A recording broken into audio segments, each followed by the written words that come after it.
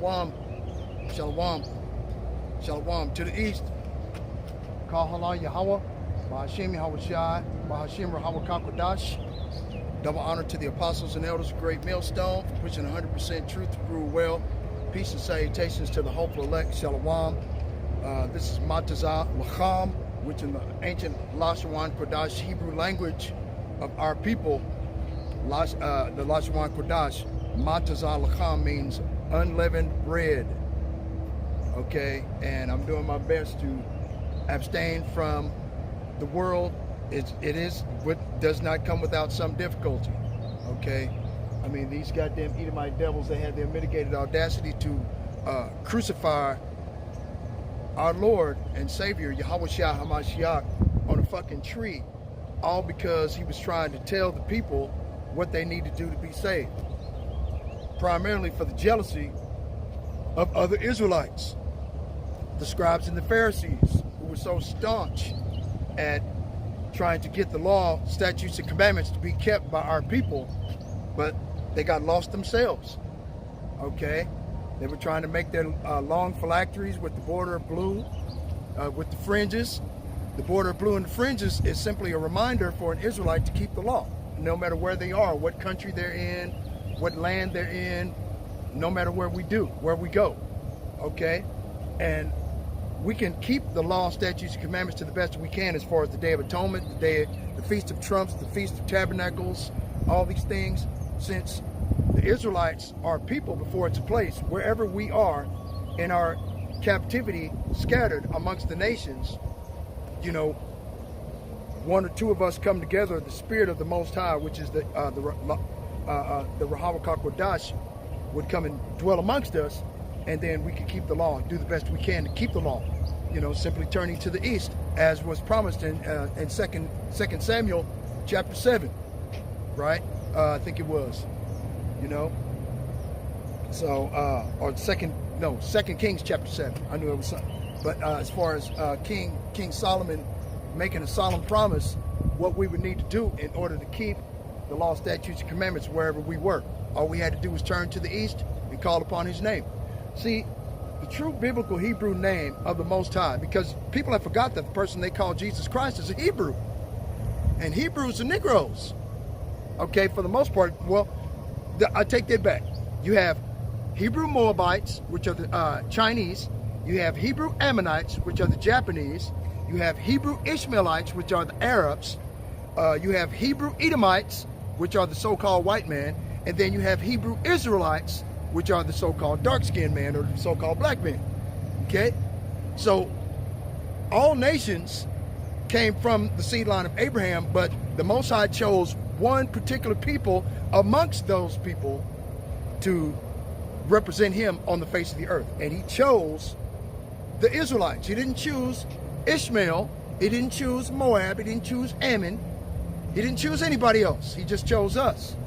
And that's what the world cannot accept, because they've seen for decades Esau Edom, the so-called white man, through his propaganda machine and mainstream media, demonize Negroes, Latinos, and Native Americans, saying that they're criminals, murderers, thugs, thieves, kill each other, steal from one another, steal every other people's property. And they've been demonizing us for the better part of 50 to 70 years, ever since the invention of the fucking television. Okay, back in the 1940s and 50s. You see what I'm saying? So they've been demonizing us ever since, and put it in the subconscious mind of the world that these cannot possibly be God's chosen people. It's impossible, right?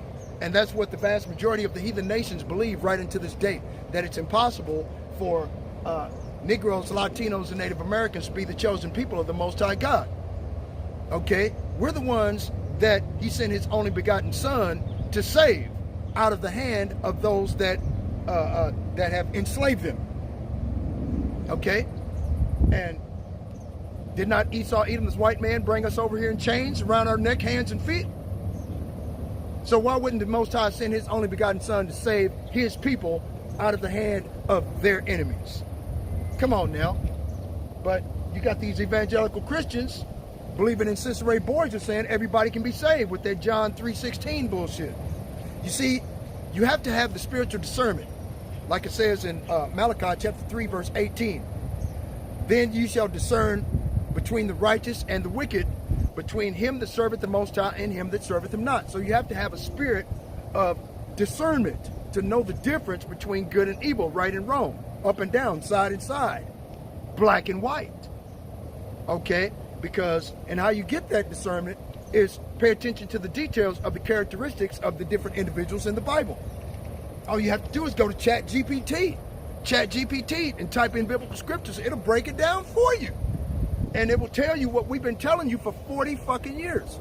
That we are the children of the Most High, not these Edomite devils. And we are the only people that can be saved, not these Edomite devils. Now, don't get me wrong. Children of Israel have been scattered into all nations. And so they've been raped,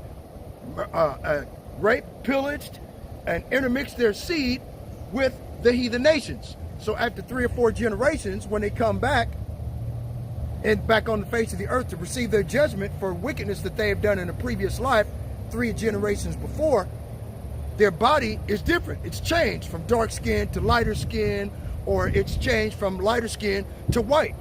Their eyes have changed from brown to blue or green or hazel, right? Their hair texture has changed because of the intermingling and the rape of our people. You know, after 400 years of being constantly raped by your enemies, the children are going to come out looking like the fucking enemy. That's just goddamn common sense. Or else they wouldn't have so-called interracial relationships for you to grasp an example of what I'm talking about right today.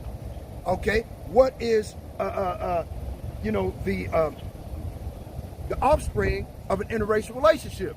You have a so-called black man, white woman, brown baby, right? You have a so-called white man, black woman, brown baby.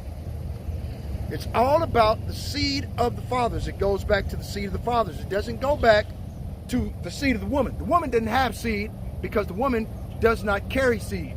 Seed is carried in the testicles of a man. Okay?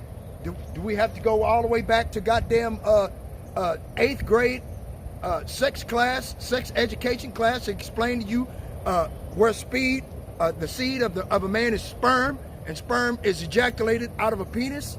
What the fuck? Why are you going around telling the entire world that the woman carries the seed? How does that work? Okay? The woman doesn't carry the seed. Okay? The woman conceives seed. Okay? The seed is shot into the woman after sexual intercourse. Okay? Since I have to take you back to sex education class, you fucking idiot. Right? And the woman becomes pregnant. Pregnant means conception. Conception means to conceive. Understand? Okay? So the woman doesn't carry the seed. Bullshit. The man carries the seed. So since that's the case, that means that if the so-called black man, white woman, brown baby, that baby is an Israelite. Okay? If so-called white man, black woman, brown baby, that baby is an Edomite, although he looks like an Israelite. I know it sounds a little confusing because you don't get it, you're fucking retarded. I understand that. That's the reason why we're out here trying to straighten you out from being crooked. Like it says in Ecclesiastes chapter 7, verse 15, can a man make that straight which was made crooked? No. And what the Most High means by that in their biblical context is that Esau, Edom, the so-called white man, is the devil the Bible speaks of. Can you straighten him out? No. For example, you have a car engine crankcase, right? You know, in a crankcase, you know how it churns like this, right? Well, if you straighten out that crank, and the crankcase is the drivetrain that makes the tires go forward or in reverse, right? Through the transmission and the drive shaft, right? Well, that crankshaft is going one direction, or it can go back the other way, you know, in reverse, right? But you have the pistons that push it up and push it up the crankshaft up and down, being fired, and the firing cylinders through the spark plugs of the air fuel mixture in the combustion chamber that makes the push rods push the crankshaft up and down to make it go forward or backward, right? Now, if you take this crankshaft out of the car and you straighten it out, and then put it back in the car, will that car go anywhere? No. Okay? Esau, Edom, the so-called white man, was created to be the wicked. He was created to be crooked. He was created to be the evil of the whole earth, to bring bad tidings wherever he goes. Like it tells you in the book of Habakkuk, chapter 2, verse 5. Yeah, and I stay in the milk scriptures because that's what I need to do. Okay, in order for me to stay grounded with Yahweh, while Yahweh Shai, the Father and Creator of the heavens, the earth, the sea, all that is there in the foundations of water. You see? Like it says over here in the New World Order, did they tell you that, you see the sign behind me, right? Did Esau, Edom, the so-called white man, did he bother to tell you that they have an alligator Alcatraz now that they've made out in the Florida Everglades, that ICE, the Immigration's Custom and Enforcement Agency, through the ATF, right? You know, alcohol, tobacco, and firearms. Okay, they go amongst the earth, grabbing up all the illegal, so-called illegal immigrants, even the so-called immigrants or the Latinos and Mexicans that were born here, that have a birth certificate, that have a social security card, that can prove over 20 years that they've been here all their life. Their birthright citizenship is being stripped from them. Esau, Edom, the so-called white man, aka Agent Orange, Donald Trump, right, is going down throughout all the earth, signing all these unrighteous decrees and executive orders, okay, to take away the people's birthright citizenship from them. Now, don't get me wrong, you have wicked men that are among them, okay, that because I think they're trying to sell propaganda of Iranian sleeper cells here in America. Okay, they've been here for fucking decades now. All of a sudden, you're pissed off? You see what I'm saying? It's all about the Make America Great Again. And the only way you can make America great is to eradicate all the people that created America. Right?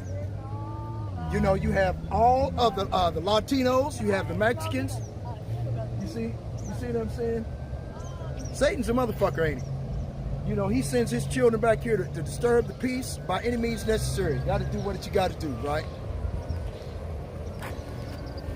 You see what I'm saying? It's crazy, man. But this is what Esau do, man. All the time, can't help himself. Fucking devil. But like I said before, all we're trying to do is let the people know that we are the children of the Most High God. You know. A lot of these individuals don't even know what the mark of the beast is. Okay? I have signs out here telling the people, explaining to them what the mark of the beast is. They just walk right on by. They don't give a shit. What's he talking about? Okay? Did they stop to inquire? You see what I'm saying? So I'm doing what I'm supposed to do. The mark of the beast is radio frequency identification microchip. You see it right there, big as shit. Right? If you don't, I'll just turn the deal this way. Okay? It's like it. Okay? Right there. See it? See the little sign? RFID microchip. This is the mark of the beast. RFID, NFC microchip. You cannot, I repeat, you cannot repent after having received it. You see? The microchip is the size of a grain of rice. It's supposed to be implanted in your upper shoulder, left or right shoulder, left or right hand, between your index, okay, your index finger and your thumb, right there, big as shit. That's where they want to put it. That way you can scan what you want to buy or sell or whatever have you. They're going to give you food rationing, okay, where you can only buy a certain amount of food per day. A day's wages for a loaf of bread, like it says in Revelation chapter 6. You see, so like I said before, I break down Cicero Borgia, as you can see down here.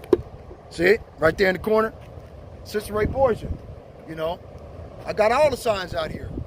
Well, not all of them. I got some still in the trunk. Because if that's the case, I'd fill up this damn sidewalk down to the next stoplight down here. You know, I still got to make some more signs, you know, to get these people attention, man, because they're running out of fucking time, man. They really don't understand how close we are to the destruction of Babylon the Great, America. They really don't get it. It's crazy that people don't understand what the fuck is going on, but that's real, man. They don't get it. And so what we're trying to do is we're trying to do everything we can to educate as many people that are willing to listen to what we have to say concerning this wicked world in which is about to pass away. That's the reason why we implore our people to come out of the ways of Babylon the Great. Okay? It is difficult, don't get me wrong, because, I mean, you got to buy groceries, you know, your wife and kids, whatever have you, they want to go to the movie, whatever the fuck have you. You know what I mean? I get it, okay? Because I got a family too. But my point being is that, you know, we try to do the best we can with what we've got. And with the information that we've got, which we got from the apostles and elders of Great Millstone and other righteous men out of the One West School in New York City, whereas there was a schism of sorts of the different belief systems. And from that point, you have all these different camps. One Body Yahushua, IUIC, Sakari, ISUPK, IJGJC, GOCC, all of these different camps. And they all teach something different. Okay? But all of them, one doesn't believe in the power of the Most High.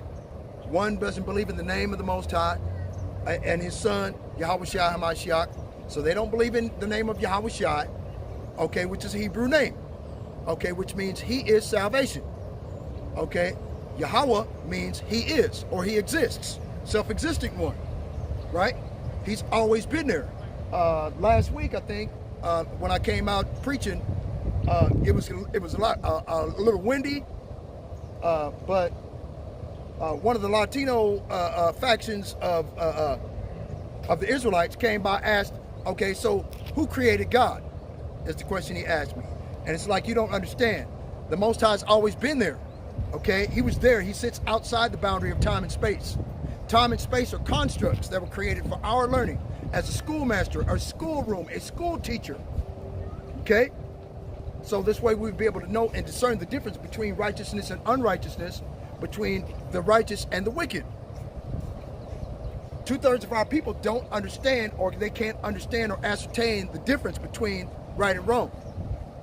That's the reason why the Most High sent the prophet Jonah, that was swallowed by the fish, to tell our people right from wrong. The reason why he didn't destroy Nineveh right away is because there were Israelites that lived in Nineveh that didn't know any difference. Yeah, you had those that were uncircumcised amongst our people, meaning they were uncircumcised mentally as being an Israelite. They were uncircumcised physically as being Israelite. They were uncircumcised spiritually as being Israelites. You see? So what we were trying to do, or what Jonah was meant to do, was to warn the people, give them an opportunity to repent. That's the reason why before the downfall of every society, the Most High Yahweh, Ba'ashim Yahushua, in his gracious and abundant mercy, he sends prophets. And to prophesy simply means, by definition, to say before it happens. You see? That's all it means. It just means to say before. That's it. Nothing more, nothing less. And 2/3 of our people, they don't get it. They don't understand. I don't think they ever will. But, so like, let me get my Bible out. Okay. I've seen a bunch of videos, you know, of the elder Mataza LaChaam and the brother Aisha Yard down there in GMS Charlotte, right? GMS All Precepts 144. Go and subscribe to those brothers' channels. GMS South Carolina 08 and GMS All Precepts 144. All right. Go there and subscribe to those channels and get those. They make edifying videos every day. They take the biblical scriptures and they break down the biblical scriptures and explain what's going on in the world around you. It's better than the fucking news. better than the caveman news network, CNN, okay? Because they know what's going on. They've seen it. They've been out there for years. They've been out there in the heat, in the snow, preaching the word of truth. That's the reason why we've been scattered all over the entire world. You have other individuals in New Guinea. You got individuals in different form, different places in Africa that are preaching the word.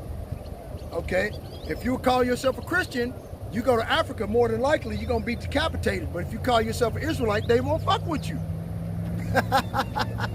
because they know that God's chosen people are Israelites. Okay, they know that. Those individuals were complicit in selling us to Esau, Edom, the so-called white man.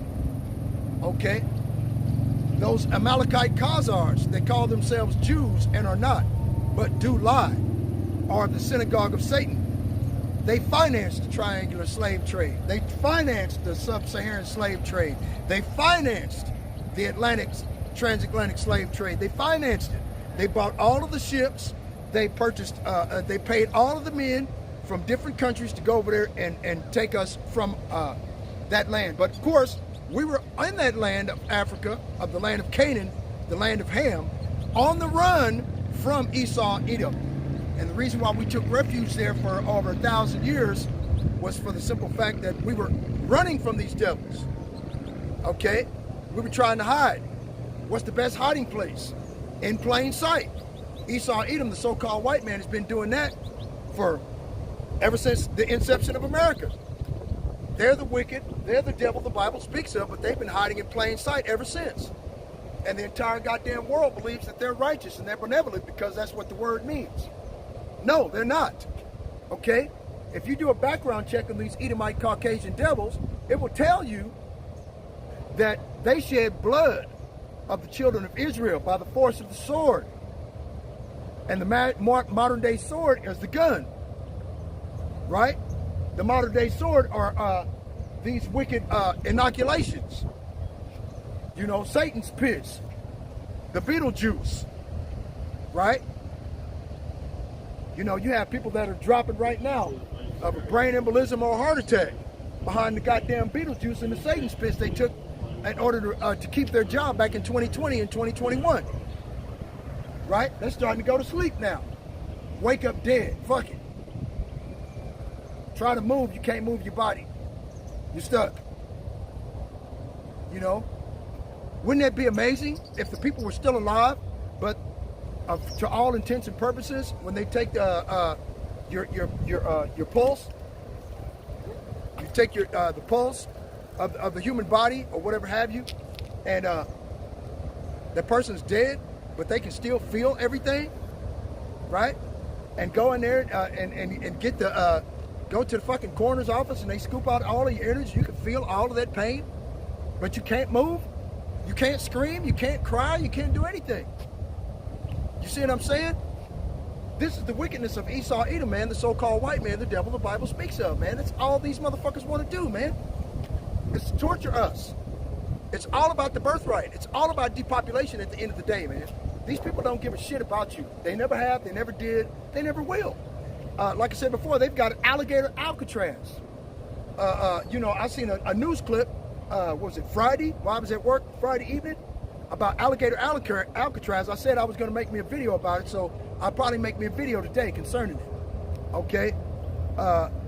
They're saying that they created, like I said before, the Immigration, Customs, and Enforcement Agency, where they put these so-called illegal immigrants, right? Where they put these so-called illegal immigrants, right, in these FEMA camps or holding facilities, detention facilities, right? Which are like, what are they? They would be akin to, I don't know, trailer homes, right? And they got them in a row like that, just in a row, hundreds of them, thousands of them, and they're all filled with Latinos and Native Americans that they put there since since April or since the beginning of the summer, springtime, right? And they've been doing that shit constantly. and they created this alligator Alcatraz prison in the middle of the Florida Everglades, okay, where you have alligators that are like 15, 17 feet long, right? You have pythons and boa constrictors, right? And you know what I mean? Anacondas. They have all these stuff like that because you have a lot of individuals in Florida that purchase a lot of these exotic snakes, and sometimes they break loose and they escape into the Everglades. You see what I'm saying? Which messes up the ecosystem of that area because they weren't meant to be there. You see? And they put it all over mainstream media about alligator Alcatraz, where they put the so-called the Venezuelans and El Salvadorians, other individuals that they deem a domestic tea threat, you know, which doesn't make any fucking sense. Okay, you're taking people's natural birthright citizenship and calling them a goddamn domestic terrorist, which doesn't make any sense. These people have been here for generations? Okay, but Esau Edom, make America great again, MAGA bullshit, right? These MAGA maniacs are putting these individuals over there in alligator Alcatraz and tell them and want them actually want them to try to escape. Wow. Because they put it right smack dab in the Florida Everglades at an old airport out there, right? And they're going to make that whole airport airstrip surrounded by the Florida Everglades, okay? Because back in the 70s and 80s, the 70s and early 80s, that's where they used to come in for a landing, dropping off kilos of cocaine, right? La Cosa Nostra, and who's actually trying to take over the drug trade, you know, from the Nicaraguans and the Colombians back in the 70s and 80s. So they would hire, you know, I'm explaining this airport how it got built. It got built in Florida damn near overnight because of the money that was coming in behind the dope. You seen the movie Scarface with Al Pacino, okay? That shit actually jumped off. I forgot her, this lady, Griselda, she was like the queen of dope down in Florida. And they killed her the same way they killed Scarface. Same way, man. It's crazy. But, you know, she was the queen of dope, man. You know, well, Pablo Escobar, you know, was giving her dope and flying it in through that fucking airstrip, that airport that they created a prison for the illegal immigrants there. And like I said before, they just want them to escape. I dare you. Talking about they dare you to escape. It's crazy. You see? It's ridiculous. But like I said before, all we're trying to do is tell the people what they need to know in order to receive salvation. And the only people that are going to receive that salvation are Israelites. That's it. Let's get it. Right? Because a lot of people don't understand that the end is becoming manifest before the eyes of all of the peoples of the world.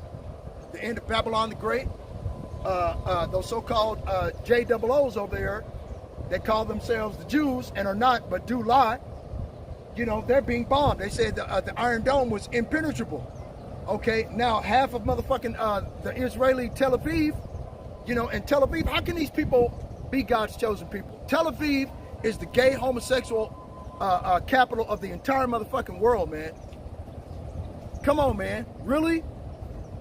Those are not God's chosen people, because God's chosen people, the Israelites, know that Sodom and Gomorrah were destroyed because of the manipulation of the children. Everybody knows that. That we know, that do the research and study. Other than that, they'd still be standing right to this day. Okay? Their wickedness had exceeded. It was exceedingly great. Drinking of blood, worshiping of idols, rape, murder, pillage, in slavery, all of that shit, man.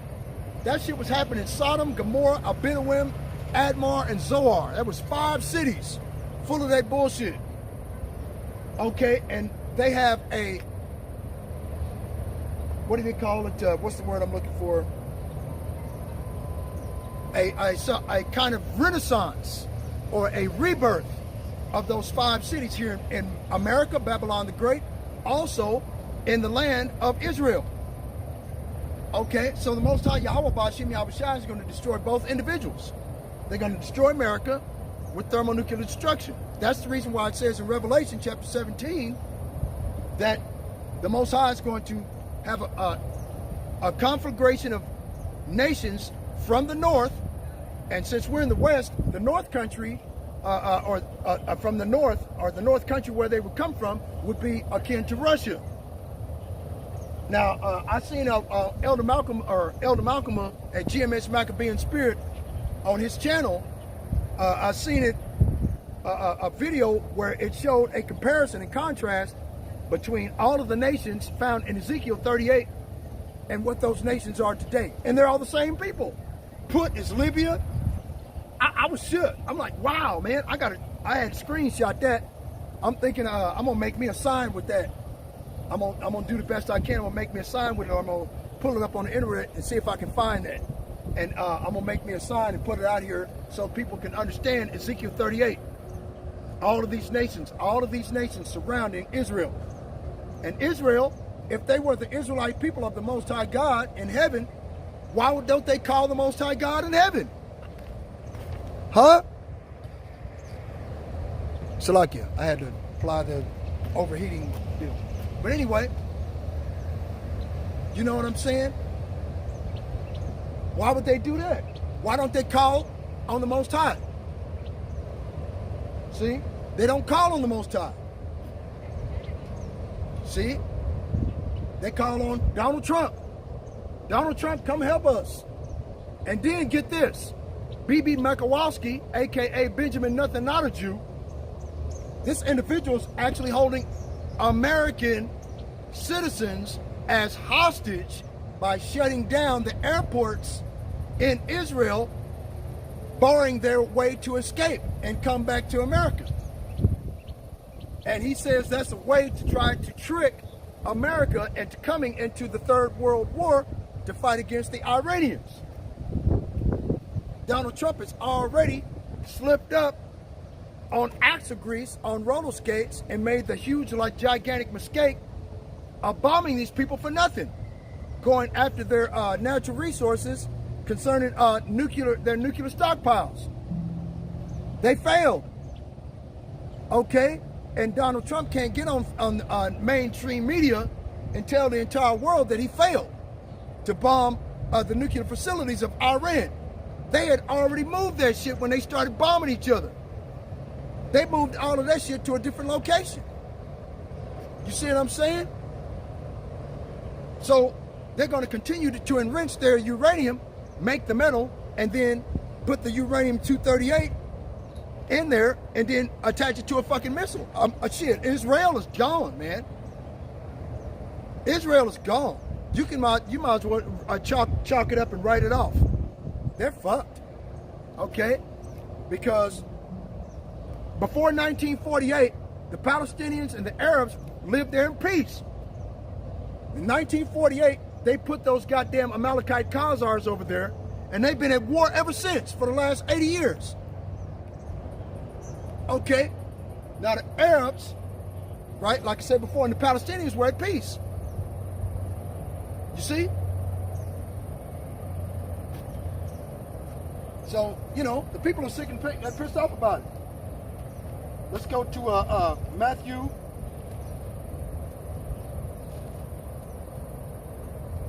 chapter 16.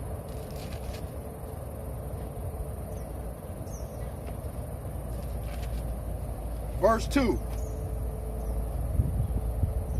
Okay, let's start at verse 1. The Pharisees also with the Sadducees came and tempting desired him being Yahushua, the person you ignorantly call Jesus Christ, that he would show them a sign from heaven. Verse 2, and my point, he answered and said unto them, when it is evening, ye say it will be fair weather, for the sky is red. Verse 3, and in the morning it will be foul weather today, for the sky is red and lowering. O ye hypocrites, Ye can discern the face of the sky, but ye cannot discern the signs of the times. Verse 4. A wicked and adulterous generation seeketh after a sign, and there shall no sign be given unto it but the sign of the prophet Jonah. Right? And he left them and departed thence. Okay, now, the sign of the prophet Jonah was that the people of Nineveh saw Jonah as a prophet warning them of their coming destruction, and they ignored it. Right? And Jonah sat outside the city gates of Nineveh, waiting on the Most High God to destroy Nineveh, because he immediately thought that the Most High God was going to destroy them right away. So the Most High God raised up a gourd or a plant to give him shade, like a palm tree or something like that, overnight. Okay, which proves that the Most High Yahweh had sent Jonah to Nineveh, right? Because he had showed his miraculous power right away. The next day, the gourd had, overnight, the gourd had withered and blew away. And Jonah was pissed off. Damn, it's hot. I got to stand out here and continue to preach these motherfuckers, and they ain't going to listen. And the Most High came to him and said, man, is you mad and pissed off at me because of the gourd? Or is you mad and pissed off at the people? You know? I mean, you got people in there that don't know their left hand from their right. Should I destroy all of the people for the gourd? Or for your attitude? You know? They don't know no better. That's the reason why I sent you, Jonah, to tell the people the difference between, and so this way they'd be able to discern right and wrong and make their own decision of what they wanted to do. If they wanted to repent and come out of the way of Nineveh, which is modern day of Nineveh is Babylon the Great, America, right? And the sign of the prophet Jonah is being done again right here in these last days by the Most High sending out prophets to warn the people that their time is at an end and it's time to repent. But the people that we're trying to warn about this thing are Israelites, right? Like it says in Romans chapter 9 verse 4, to whom pertaineth the adoption, right? Because the only people that can be adopted back into the fold of being Israelites and being God's chosen people are Israelite foreigners that live as being Hellenized in foreign nations, living, eating, partaking in the social norms of the fold, of the heathen nations. We do the same thing, right? We were born and raised in Babylon the Great, not knowing that we were the Israelites of the Holy Bible. But we've been Hellenized and we've been educated in the ways of Babylon the Great, right? Not knowing that we were the Israelites. So when we came up and woke up to the fact that we're the Israelites of the Holy Bible, we try to abstain as much as we can from the way of Babylon the Great and the things that we've been accustomed to. You know, the customs, the social norms, the culture, all of that, right? And to go back to rehearsing what it is to be an Israelite, right? Which is to fear God and keep his commandments, right? Like it says in Ecclesiastes chapter 12, verse 13, let us hear the conclusion of the whole matter, fear the Most High and keep his commandments, for this is the whole duty of man. See?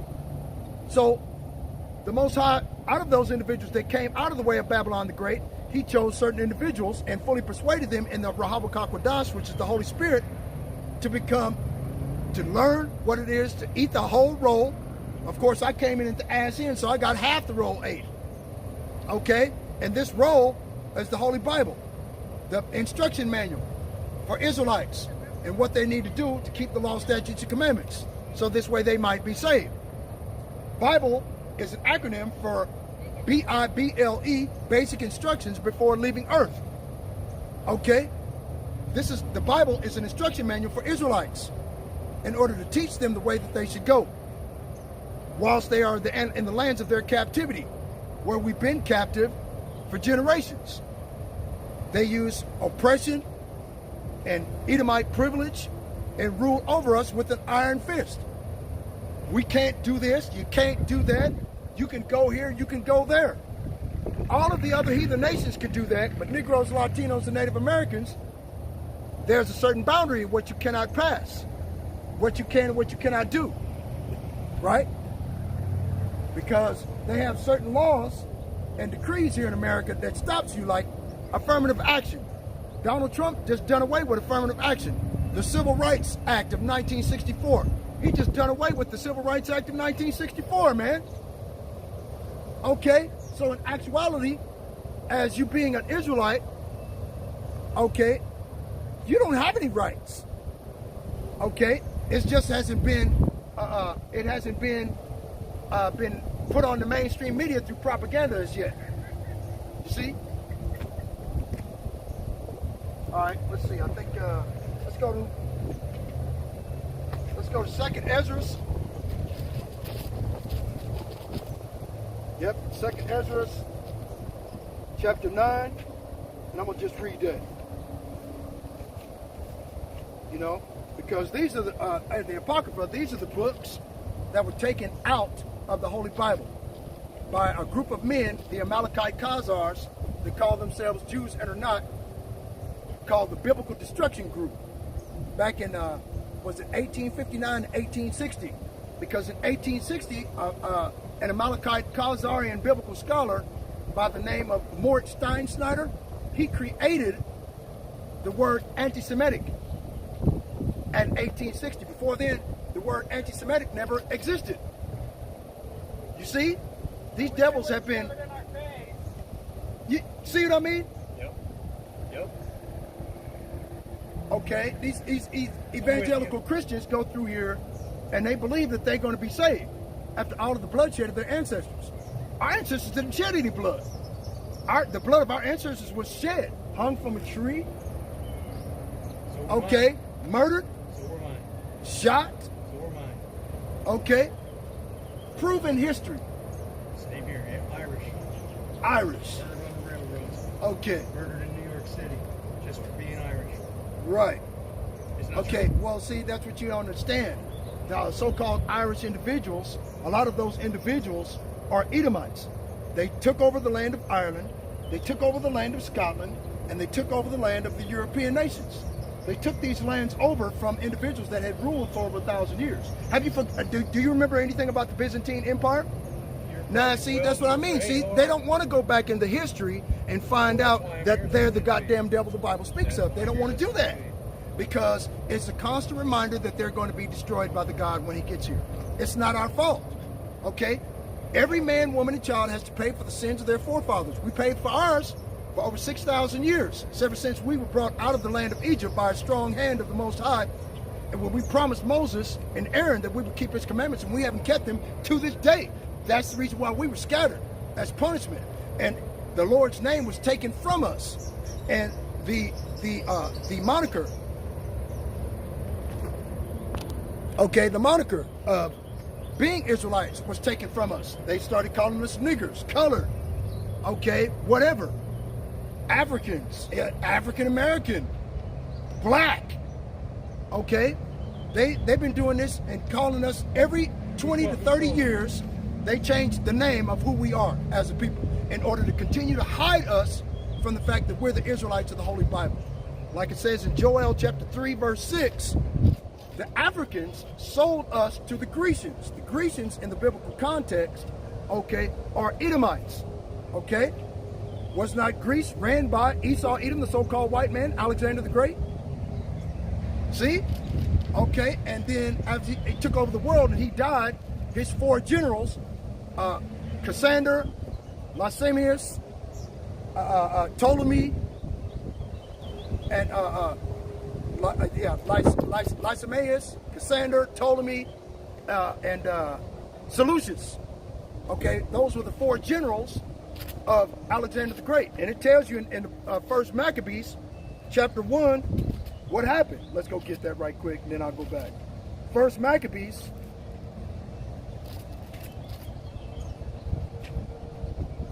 chapter 1. Okay? And it happened that after Alexander the son of Philip the Macedonian, who came out of the land of Chittim, had smitten Darius, king of the Persians and Medes, and that he reigned in his stead the first over Greece. You see? So, remember the dream that King Nebuchadnezzar had that Daniel, the prophet, interpreted for him? Okay?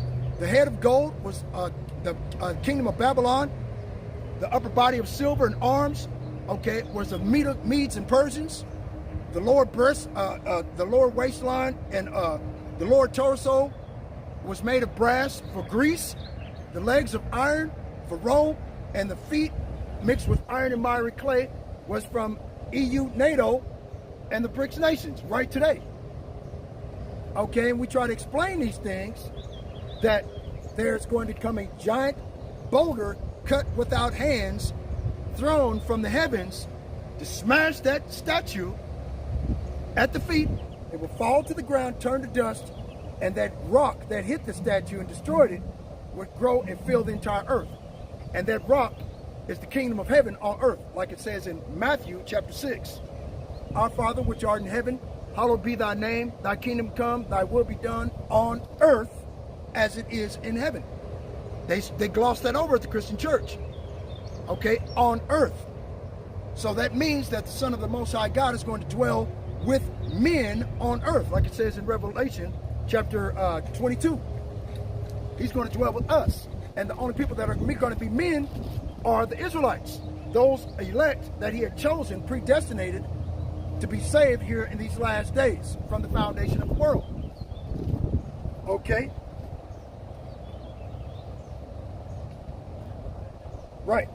Okay, 1 Maccabees chapter 1 verse 6. Wherefore he called his servants, such as were honorable and had been brought up with him from his youth, and parted his kingdom among them while he was yet alive. So Alexander reigned 12 years and then died. And his servants bare rule everyone in his place. Right? Cassander, Lysimaeus, Ptolemy, and Seleucus.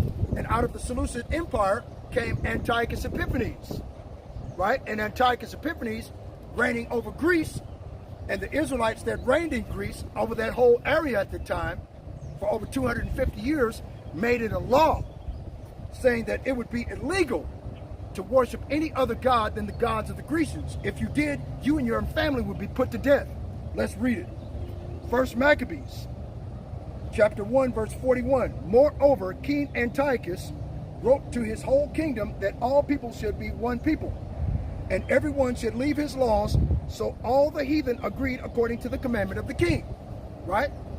So all the heathen all over again here in Babylon the Great agree according to the commandment of the king. And they're all confederate, as it is written in Psalms 83, to be against the Israelites returning back to their true biblical heritage as God's chosen people, fearing the Most High and keeping his commandments. Okay? They're against that. They're confederate. All of the nations are. That's the reason why they have United Nations. These nations are united against the Israelites, Negroes, Latinos, and Native Americans, recognizing the fact who they are. Okay? 1 Maccabees chapter 1 verse 41 or 42. No, verse 43. Salakia. Yet many also of the Israelites consented to his religion and sacrificed unto idols and profaned the Sabbath. So you have 2/3 of our people that say God loves everybody. You see it on TikTok videos all the goddamn time. Elder Mataza LaChaam, you know, he makes TikTok videos all the time about these individuals. They get on there talking about God loves everybody, John 3:16 bullshit, when they're not actually going into the depth of what that means. If you go into the biblical dictionary, it gives you 3 separate definitions of world in the entire Bible. Which world are they referring to? You have cosmos, which is an orderly, heavenly arrangement of individuals. Then you have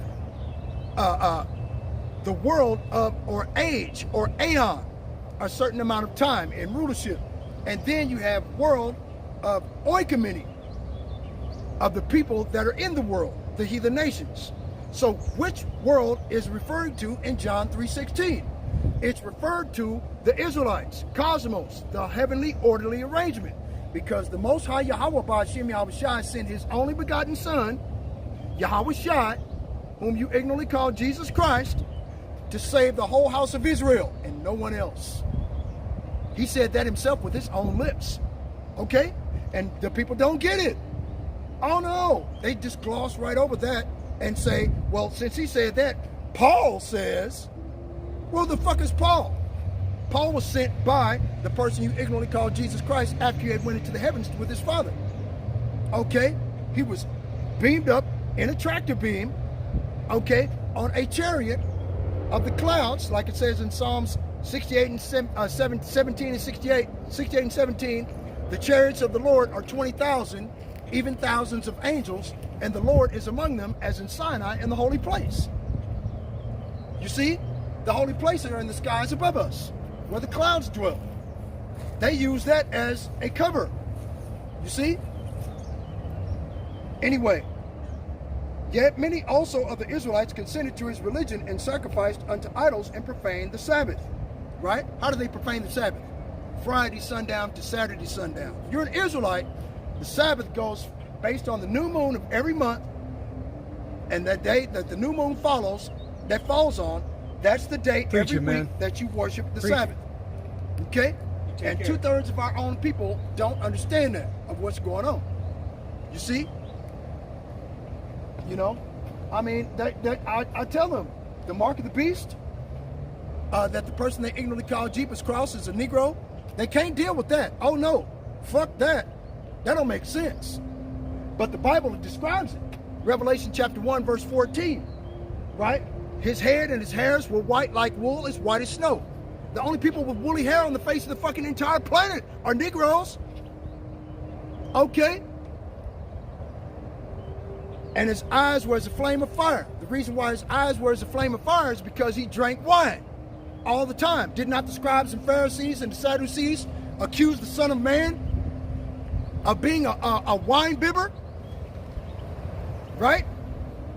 That hung out with criminals and whores and whoremongers, murderers and thieves? Right?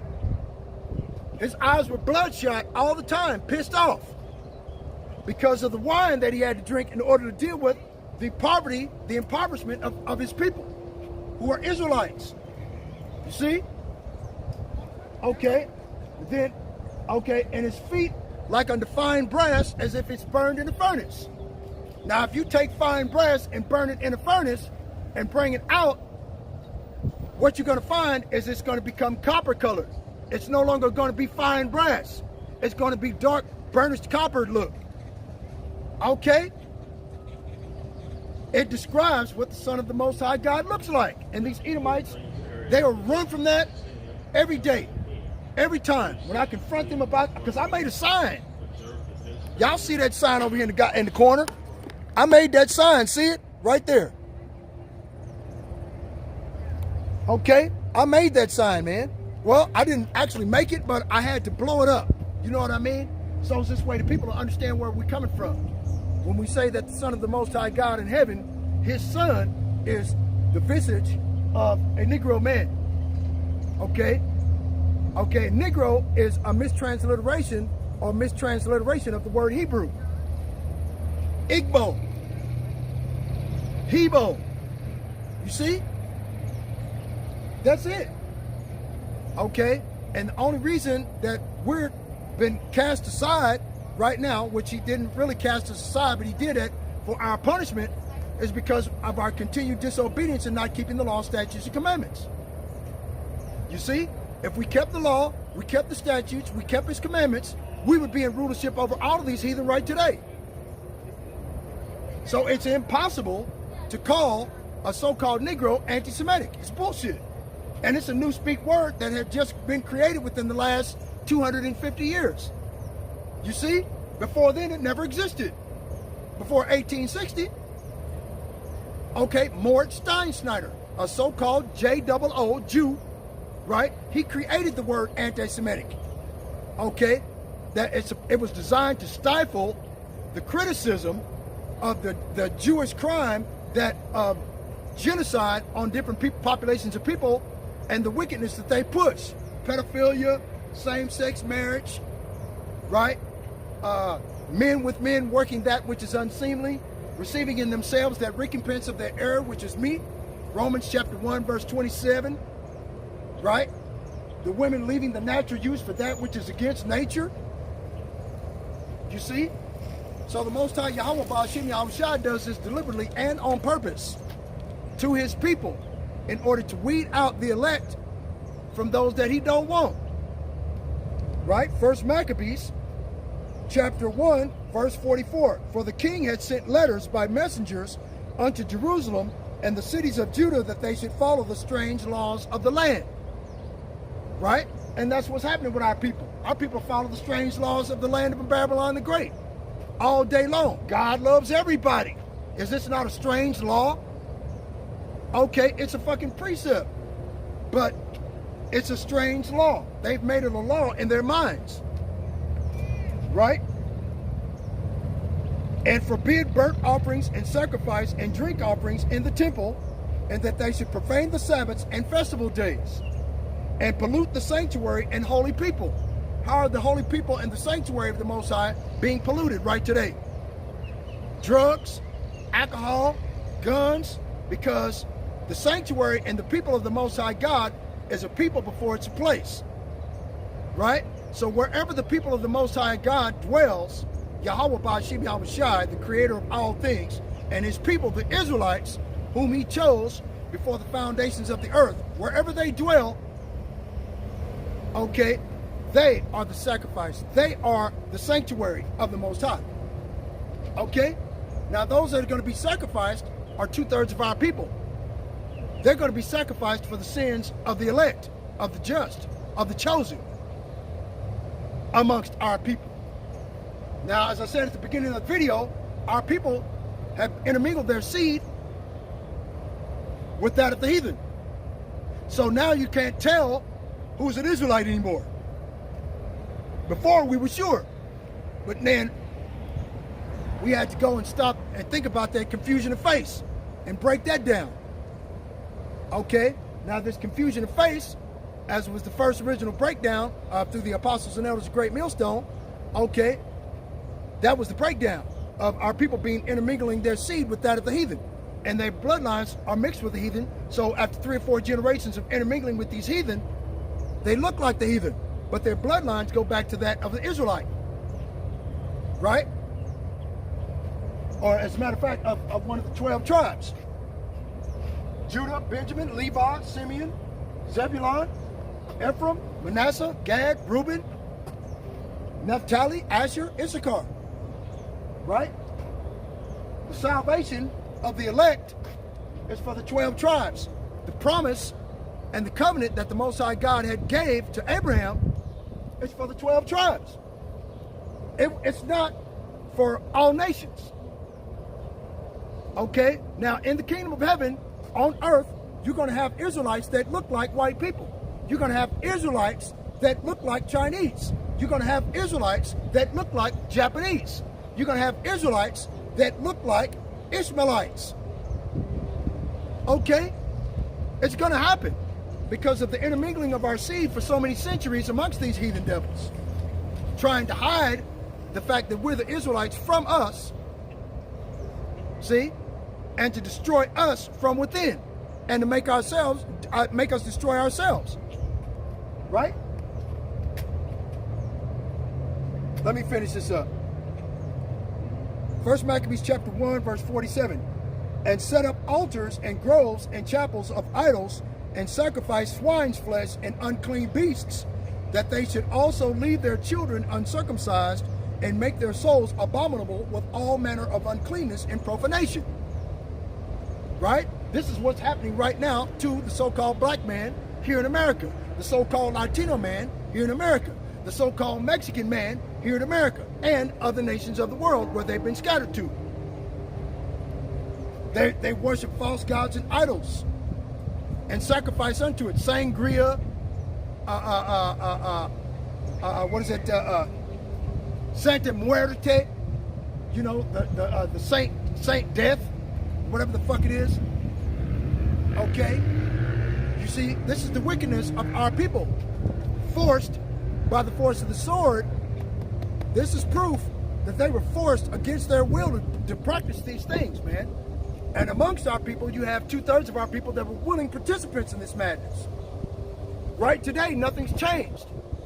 Okay?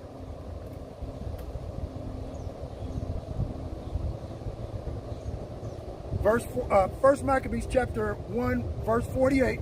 that they should also leave their children uncircumcised and make their souls abominable with all manner of uncleanness and profanation. Verse 49, to the end that they might forget the law and change all the ordinances. It's like it. See?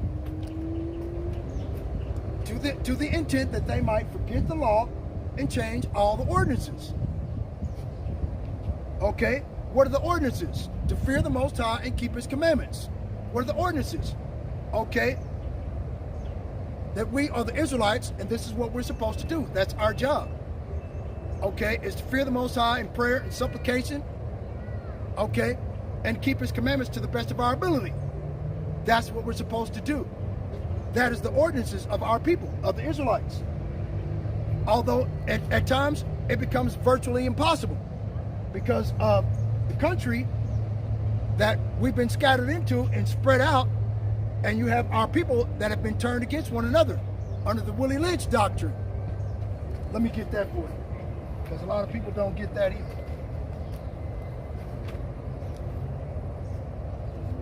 So like, you know, a lot of our people have become cultural Christians, right? Someone who appreciates the Christian culture or values, but may not practice Christianity or identify as a theist or a theist, whatever. They may have become a Christian through baptism, attending church, or being a good person. People identify as cultural Christians for a number of reasons, including family background, or personal experiences, and the social and cultural environment in which they grew up. Okay? So that's the only reason these people go to church on Sunday. You know?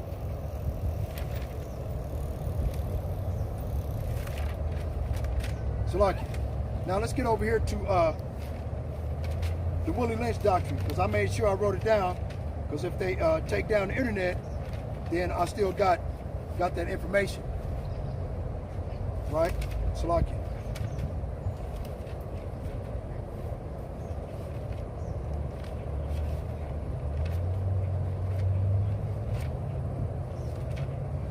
Salaki. I'm trying to get to it. Took up a whole page or something. I think this is the book. Yeah, should be.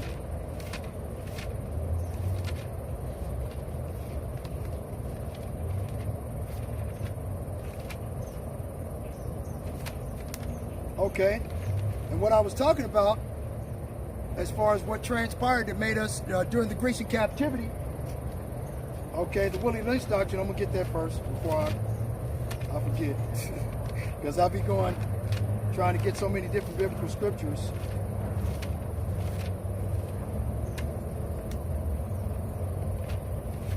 So like, damn man, is this the one? This may not be it, man. I thought this was it.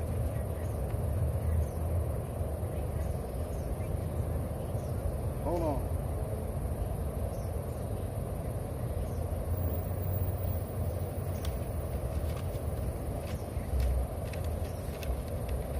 Damn.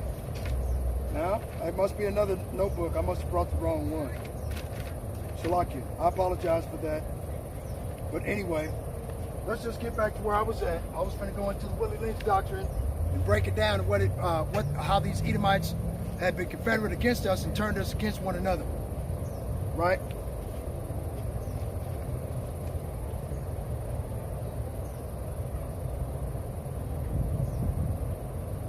Right?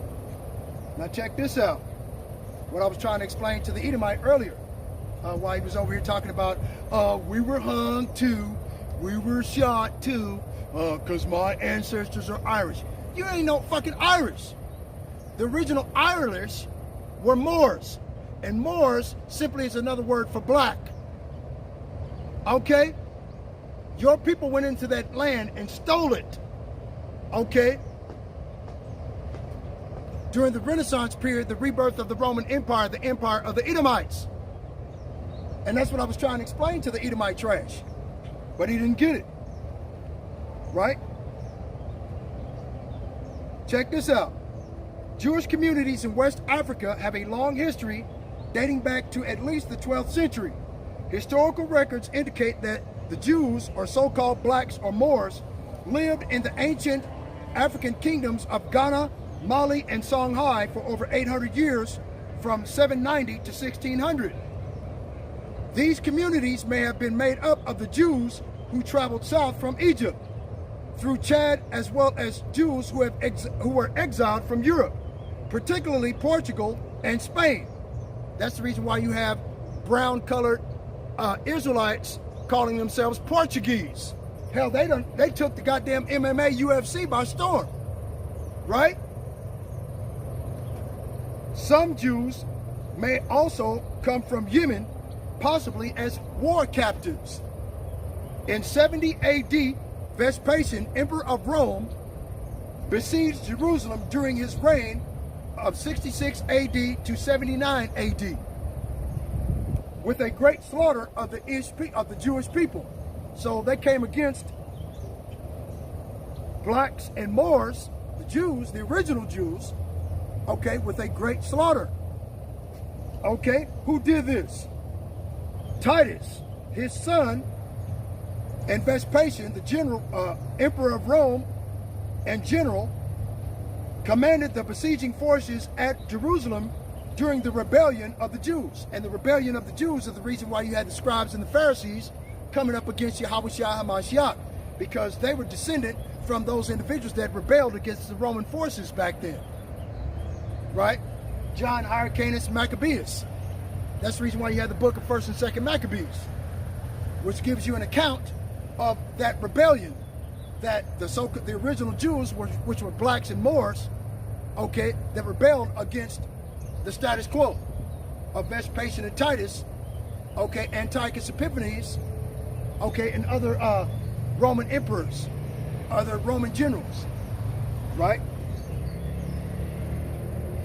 Antiochus Epiphanes, dissatisfied with the unexpected taking of the city of Jerusalem, pillaging with a great slaughter he had made, being overcome with his passions for pedophilia and Mohism, right? And remembering what he suffered during the siege of Jerusalem, he compelled the Jews to dissolve the laws of their country and to keep their infants uncircumcised and to sacrifice swine's flesh upon the holy altar, against which they all opposed themselves, and most approved among them were put to death. I just read that in the book. I just read it. It's in this book right here. I'm reading it. Right? 1 Maccabees chapter 1, verse 41. Moreover, King Antiochus wrote to his whole kingdom that all should be one people. Right? Now skip down. Verse 48. That they should leave their children uncircumcised and make their souls abominable with all manner of uncleanness and profanation, to the end that they might forget the law and change all the ordinances. Verse 50. And whosoever would not do according to the commandment of the king, he said he should die. See? In the selfsame manner wrote he to his whole kingdom, and appointed overseers over all the people, commanding the cities of Judah to sacrifice city by city. Then many of the people were gathered unto them, to wit, everyone that forsook the law, and so they committed evils in the land. Right? Says the same thing up here. 1 Maccabees chapter 1, verse 11. In those days there went out of Israel wicked men, who persuaded many, saying, let us go and make a covenant with the heathen that are round about us. For since we departed from them, we have had much sorrow. So this device pleased them well. Then certain of the people were served forward herein, that they went to the king, who then gave them license to do after the ordinances of the heathen, and made themselves uncircumcised, and forsook the holy covenant, and joined themselves to the heathen, and were sold to do mischief. See? So that's the reason why 2/3 of our people are going to be destroyed here in Babylon the Great, along with Esau Edom, their slave master, due to Stockholm Syndrome. Okay, which is a mental deficiency, a mental disease that our people suffer from. Okay.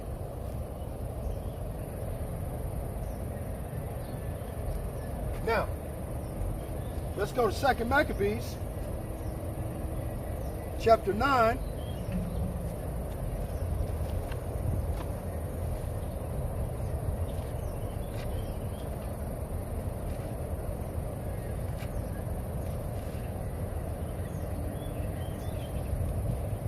Verse 1. About that time came Antiochus with dishonor out of the country of Persia, for he had entered the city called Persepolis, and went about to rob the temple and hold the city, whereupon the multitude, running to defend themselves with their weapons, put them to flight. And so it happened that Antiochus, being put to flight of the inhabitants, returned with shame. Now when he came to Ecbatane, news was brought him what had happened unto Nicanor and Timotheus. Then swelling with anger, he thought to avenge upon the Jews the disgrace done unto him by those that made him flee. Therefore commanded he his chariot man to drive without ceasing, and to dispatch the journey, the judgment of God now following him. For he had spoken proudly in this sort, that he would come to Jerusalem and make it a common burying place of the Jews. Right? And this is what Benjamin, nothing not a Jew, B.B. Makowalski, is doing to the people over there in Palestine and trying to do to the Iranians right today. He wanted to make that a burying place for those people.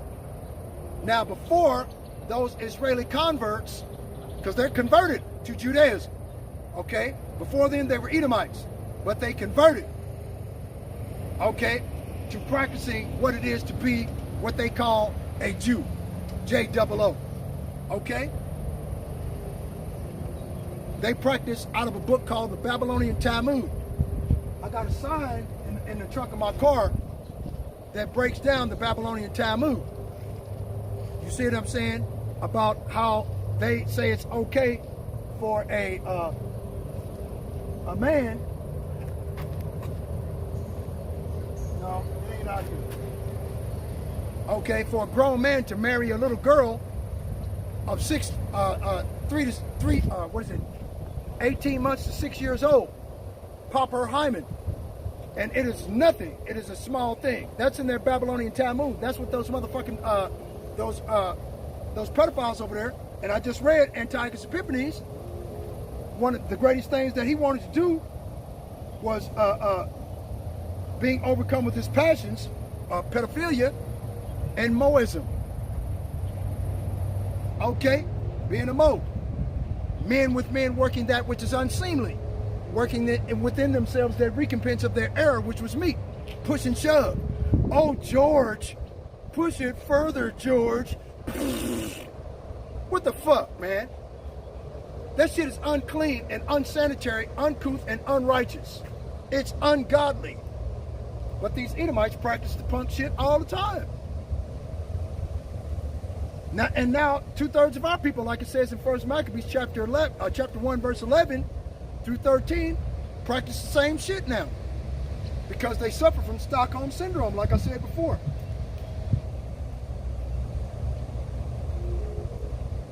Right? 2 Maccabees chapter 9, verse 5.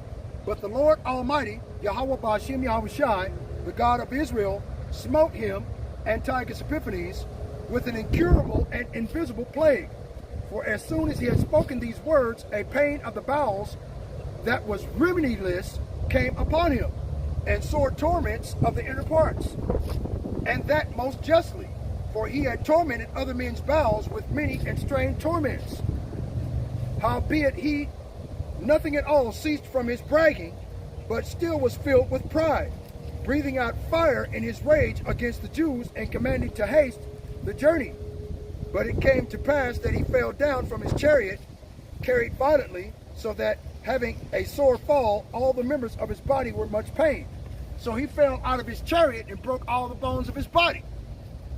Okay, so the Most High Yahweh Ba'ashem Yahushua punished this punk. He's going to do the same thing with B.B. Kowalski. Okay, over there causing problems. Right?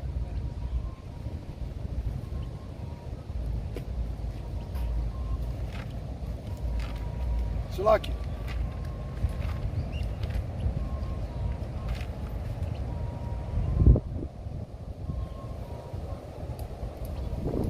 Now, Mattathias, okay, Mattathias, the son of Judas Maccabeus, right, sparks the uprising, the rebellion of the Jews, right, found in the book of Josephus, right, which I just got that book, but I'm going to go in there and highlight it. In 167 before Christ's era, BCE, for Antiochus Epiphanes, the unexpected conquest of the city of Jerusalem, the looting and the wholesale slaughter were not enough. His psychopathic tendency was exacerbated by resentment at what the siege had cost him, and he tried to force the Jews to violate their traditional codes of practice by leaving their infant sons uncircumcised and sacrificing pigs on the altar. See, and some of our people were so forwarded in the affliction of our people to try to go back and kiss the ass of Esau Edom, the so-called white man. They did everything they could to forward the affliction of our own people. Okay, they signed up with Antiochus Epiphanes for a gym, for a place of exercise, and gym means naked. Okay, in the Grecian and Latin words. Okay, so you had people out there working out butt naked in a gym in front of the entire fucking world. See, the Grecians were a shameless people, man. They were a kingdom of boy lovers, pushing a little boy's fudge in. Like it says, Antiochus Epiphanes, right? His passion was pedophilia and homosexuality, right?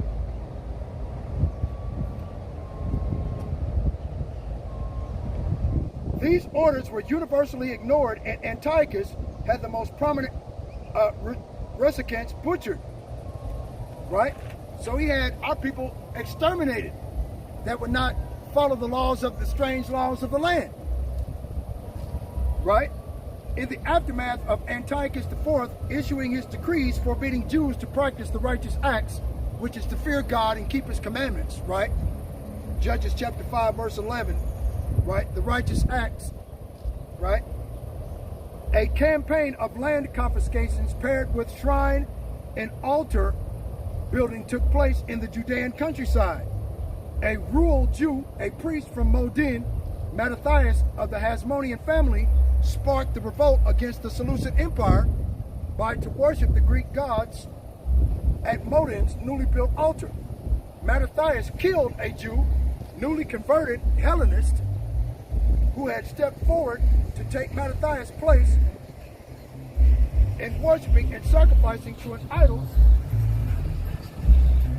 as well as the Greek officer who was sent to enforce the sacrifice. He then destroyed the altar. Afterwards, he and his 5 sons fled to the nearby mountains, which sat directly next to Modin, right? The Hasmonean dynasty was a ruling dynasty of Judea and surrounding regions during the Hellenistic period. And the Hellenistic period was the period where our people, during the Grecian captivity, were Hellenized and forced by the force of the sword, okay, by draconian law, to honor the strange laws of the land, to worship false gods and idols, and to sacrifice pig's flesh, okay, to the false gods of Zeus, Aphrodite, Diana, Dionysius, right?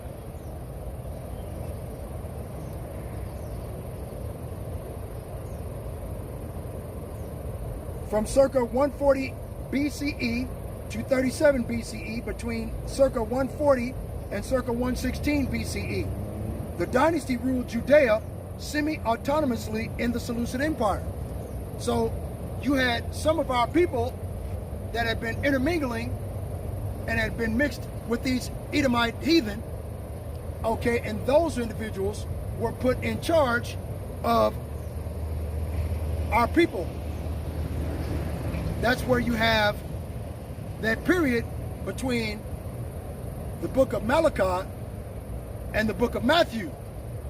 That period is the Apocryphal period, where all of those are the Hellenistic period, where it breaks down what happened to us as God's chosen people during that time before the baptism of Yahushua HaMashiach by John the Baptist. Okay? That was the Hasmonean dynasty that had ruled at that time when Yahushua went to preach. After Mattathias' death, about 1 year later, in 168 BCE, his son Judah Maccabees, led a band of Jews and dissidents that would eventually absorb other groups opposed to the Seleucid Empire and grow into an army.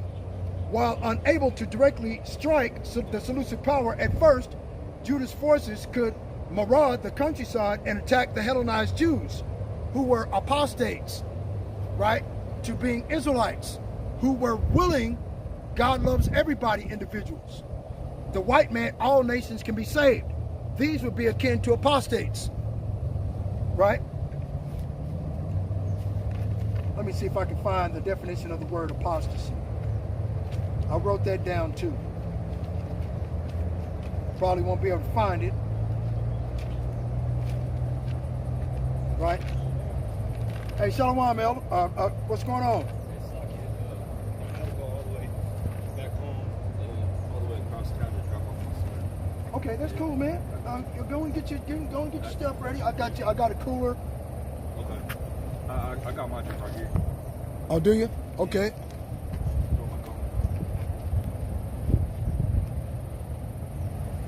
All right. Yeah, I need some of that. See, I'm sweating. I was finna try to find the word apostasy of our people. Because I had went into the Hasmonean dynasty and stuff. You know, how our people got lost in the sauce with their goddamn Stockholm syndrome. How they became Hellenized. I'm gonna go into definitions of the words of Hellenized. It's like, okay, Hellenized. Let me go get that.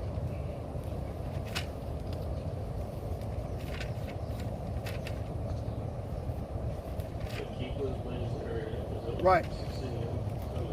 Okay, the definition of Hellenized during the Hellenistic period of the Hasmonean dynasty, to become Greek or Hellenistic, right?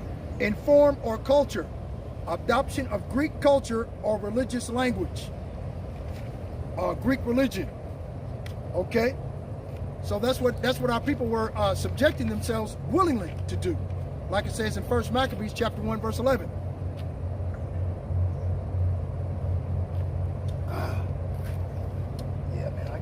I was that thirsty, boy. I was going to swallow the whole damn. Wow. Right? And I went through 1 Maccabees chapter 1, verse 41 through 56 already. Hellenized, Jew, a designation for Judaism in the Greek-speaking world, including Jews who were Israelite foreigners who spoke Greek and adopted a Greek way of life. So our people were willingly adopting this way of life, and there were individuals that chose to keep the law, statutes, and commandments, and they were butchered and put to death during this Hellenistic period that was going on between the book of Maccabees, the book of Malachi, and the book of Matthew. This was the Hellenistic period that was going on at that time. Okay? The uncircumcision are the Israelite foreigners. So when you go into there's neither Jew nor Greek, when they're referring to that in the book of Galatians, they're referring to the uncircumcision of the Israelite foreigners who learned Hellenistic ways and adopted the Greek culture. Their religion of worshiping Zeus and Apollo and Athena and Dionysus and every goddamn thing else, instead of the Most High God in heaven, Yahweh Ba'ashem Yahweh Shai, who created all things. See? Now, these were Israelite foreigners who were able to speak the Grecian language. For example, me and Brother Yakal, okay, would be akin to Hellenized Israelites. He would be a Hellenized Israelite. I would be a Hellenized Jew. Okay, because we learned the culture of America, right? Baseball, apple pie, football, right? Basketball. Okay, we've adopted all of these Hellenistic ways of Babylon the Great, America. You see? So we would be called Israelite foreigners. Okay, now we would be Israelites, because that's who we are, the Israelites of the Holy Bible. Okay, I'm from the tribe of Judah, he's from the tribe of Issachar, right? Okay, but the Hellenism of the things that we've learned, okay, there's nothing we can do about it. We're trying to unlearn that which we have learned, which we were taught to do this thing by the apostles and elders of Great Millstone, by rehearsing the righteous acts, fearing the Most High God, keeping His commandments, practicing Hebrew prayer, sending prayers up to the Most High God in heaven every day. Whether you wake up, when you go to sleep, and before you go to work and leave your house. Because there's no telling what these goddamn devils are going to do next. They might have a goddamn roadblock at the end of your block, and you on your way to work. They want to check your real ID. They want to check your everything else they can check. Right? You see, I apologize for having to keep touching the screen, but it keeps messing up. I'm not sure if you guys can see or whatever. But anyway, we're individuals that had no choice but to adopt the ways of Babylon the Great and their culture, their religion, Christianity, their language, English. We don't speak the original language of our people, only but a few words, okay? Or in Hebrew prayer, when we call upon the name of the Father, or the Lord's Prayer in Hebrew, right? Abanawa, Shabbat Shemayim, Kodash, Haya, Shamka, Yahweh, Ba'ashim, Yahweh Shai, Malakwathka, Thaba'a, Ratazaka, Haya Aisha Ba'arataza, Kawa Haya Ba'shemayim, Nathan Lanawa, Lacham, Kal Yawam, Wasalak Lanawa, Kabwa Wathnawa, Kasalak Nawa, Kabwa Wath Yanawa, Wala'a, Thamayanawa, Banasayawan, Abal, Hashanawa, Mayan, Rai, Kaya, Laka, Hamalakwath, Waha'ala, Wahathapa'arath, La'aiwalamyam, Aman. Right? Our Father, which art in heaven, holy be your name. Thy kingdom come, Yahweh Ba'ashim Yahweh Shai.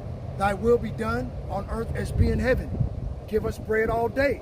Forgive us our debts as we forgive our debtors, and lead us not in temptation, but deliver us from evil. For thine is the kingdom, the power, the glory of heaven forever. Amen. Right? See, that was Lashawan Kodash language, the original Hebrew language, completely separate from the Grecian or English language in which we're familiar with. So that would make us akin to Israelite foreigners. We're foreign to the land of Israel because we had been scattered, and generations upon generations of intermingling our seed with the heathen nations. We don't look the same as we did 2,000 years ago. You see? We don't dress the same way we did as we did 2,000 years ago because our cultural, our social norms have been changed. You see? Anyway, so we would be accustomed to the circumcision now. Spiritually circumcised. Physically circumcised. You see what I'm saying? But we would be spiritually circumcised in the spirit because we recognize that we are the Israelites and we practice to keep the law, statutes, and commandments to the best we can. Right? As far as the uncircumcision of our people, 2/3 of our people are going to be left here and melted because they refuse to repent and they say God loves everybody. You see? It's basically modern Hellenism. It's sometimes referred to as a pagan religion. Is not Christianity a pagan religion? Right? Where people practice cultural Christianity.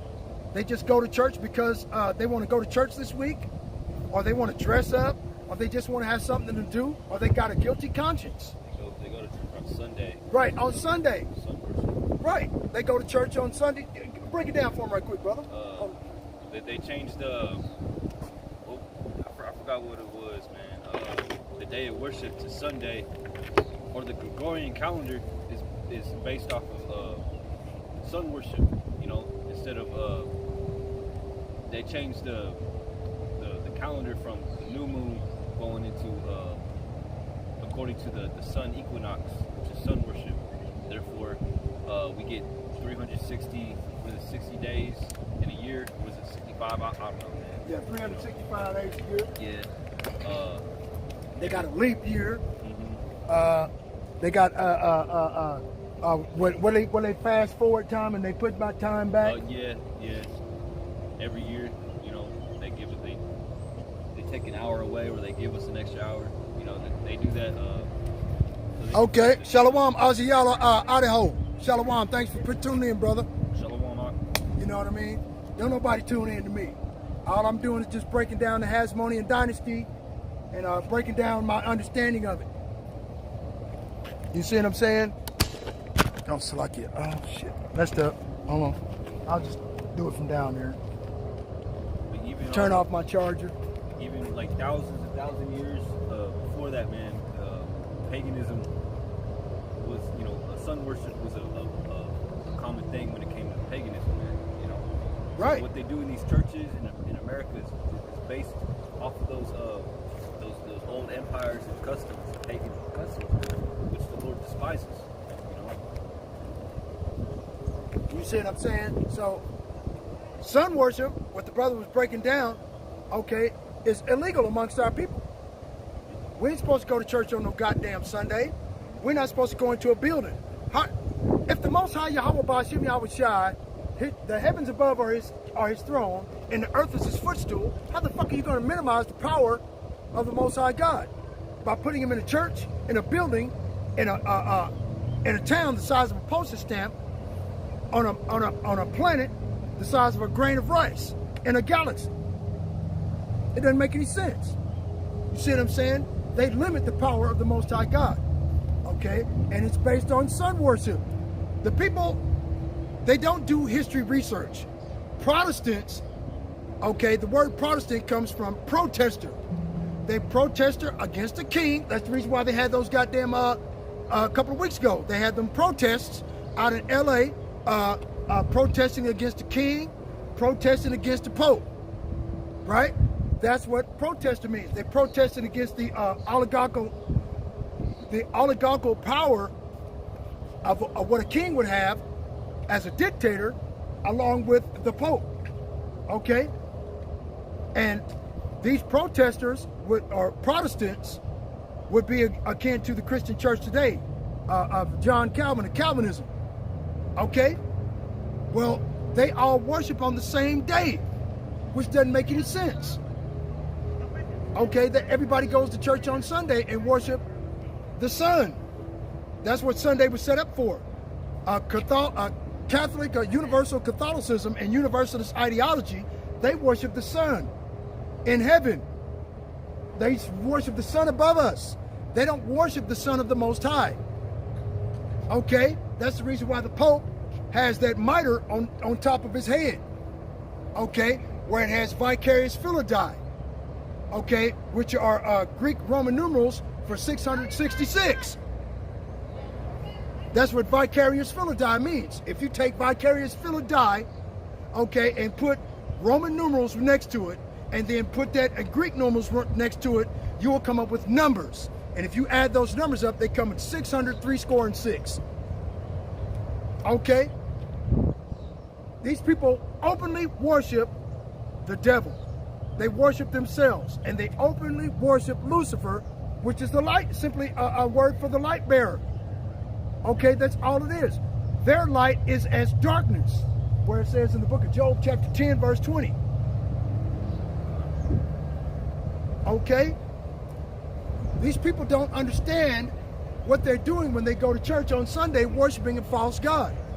Cesare Borgia, Jesus Christ, what they've been watching on TV for years, is propaganda set up by those Amalekite Khazars that call themselves Jews and are not, but do lie. They're telling a goddamn lie, saying that they're God's chosen people. Would God's chosen people go behind and destroy people that have no ability to fight back or to defend themselves? The Most High sent us, the Israelites, up against entire countries of people that had weapons. And before we got there, God destroyed them before we got there, man. So by the time we got there, they were already dead. That is the entire Bible in a nutshell, Old and New Testament, man. Especially the Old Testament.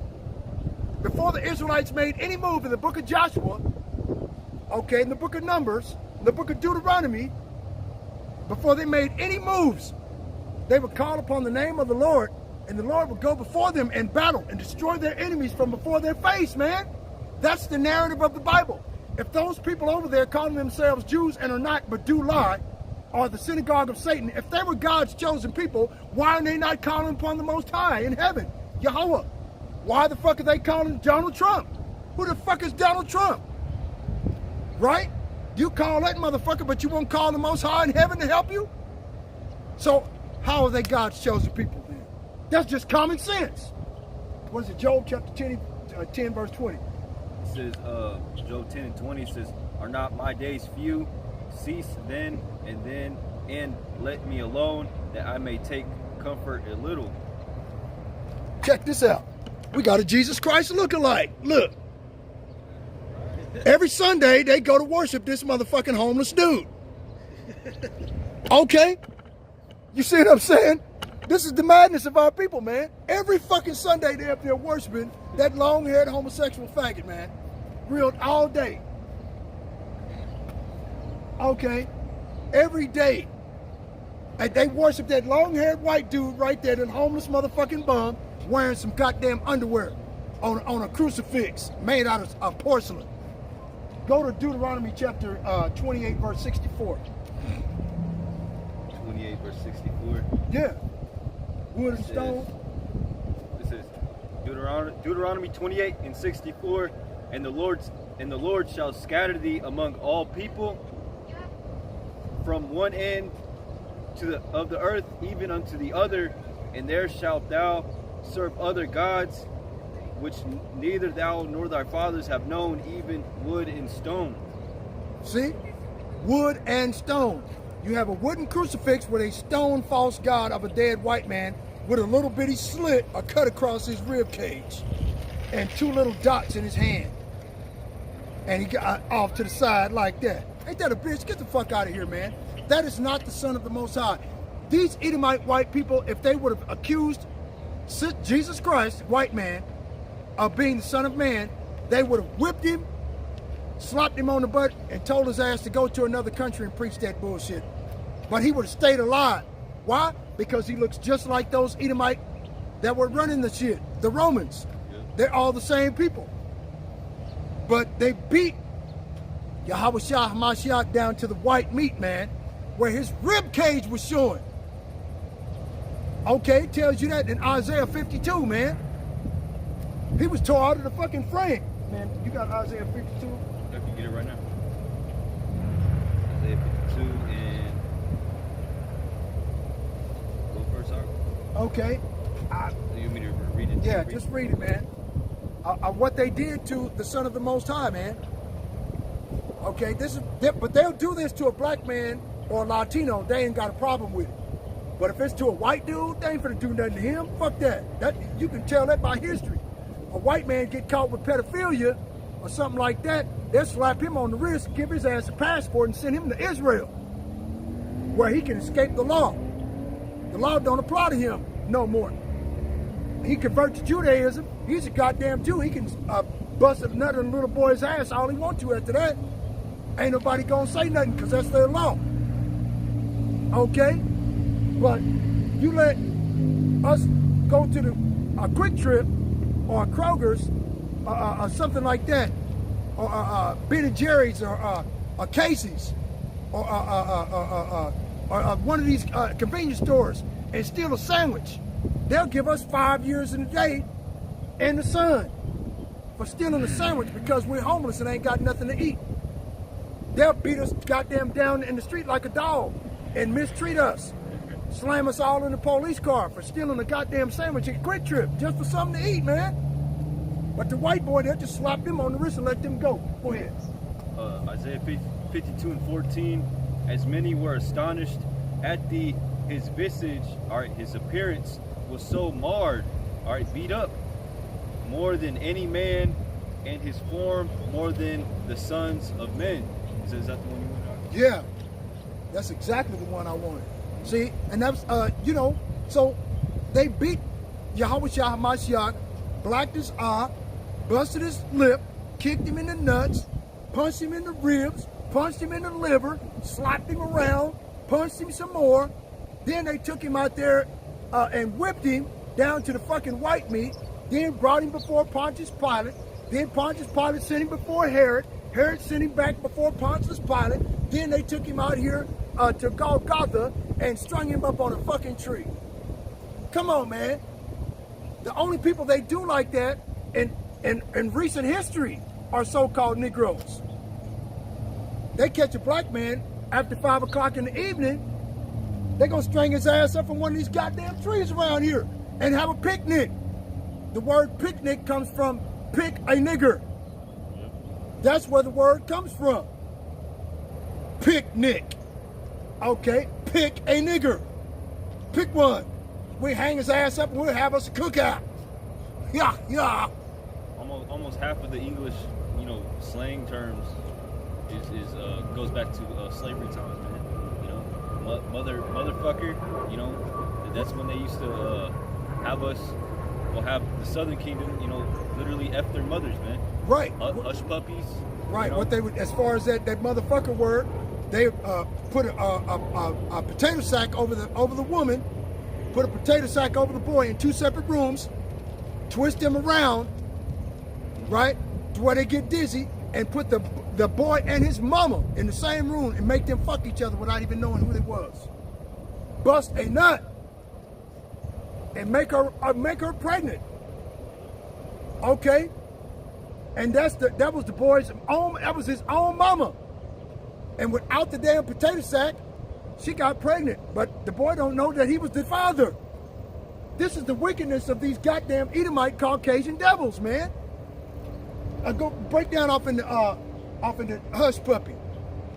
Yeah, hush puppies. What they used to do is, or what was going on in slavery when the slaves escaped the plantation. You know how Jake is. We used to, still to this day, we deep fry everything, man. Even Northern Kingdom, we deep fry everything. And what they would do, they would deep fry. What are hush puppies made out of? Was it wheat? Bread and corn. Yeah, bread and corn.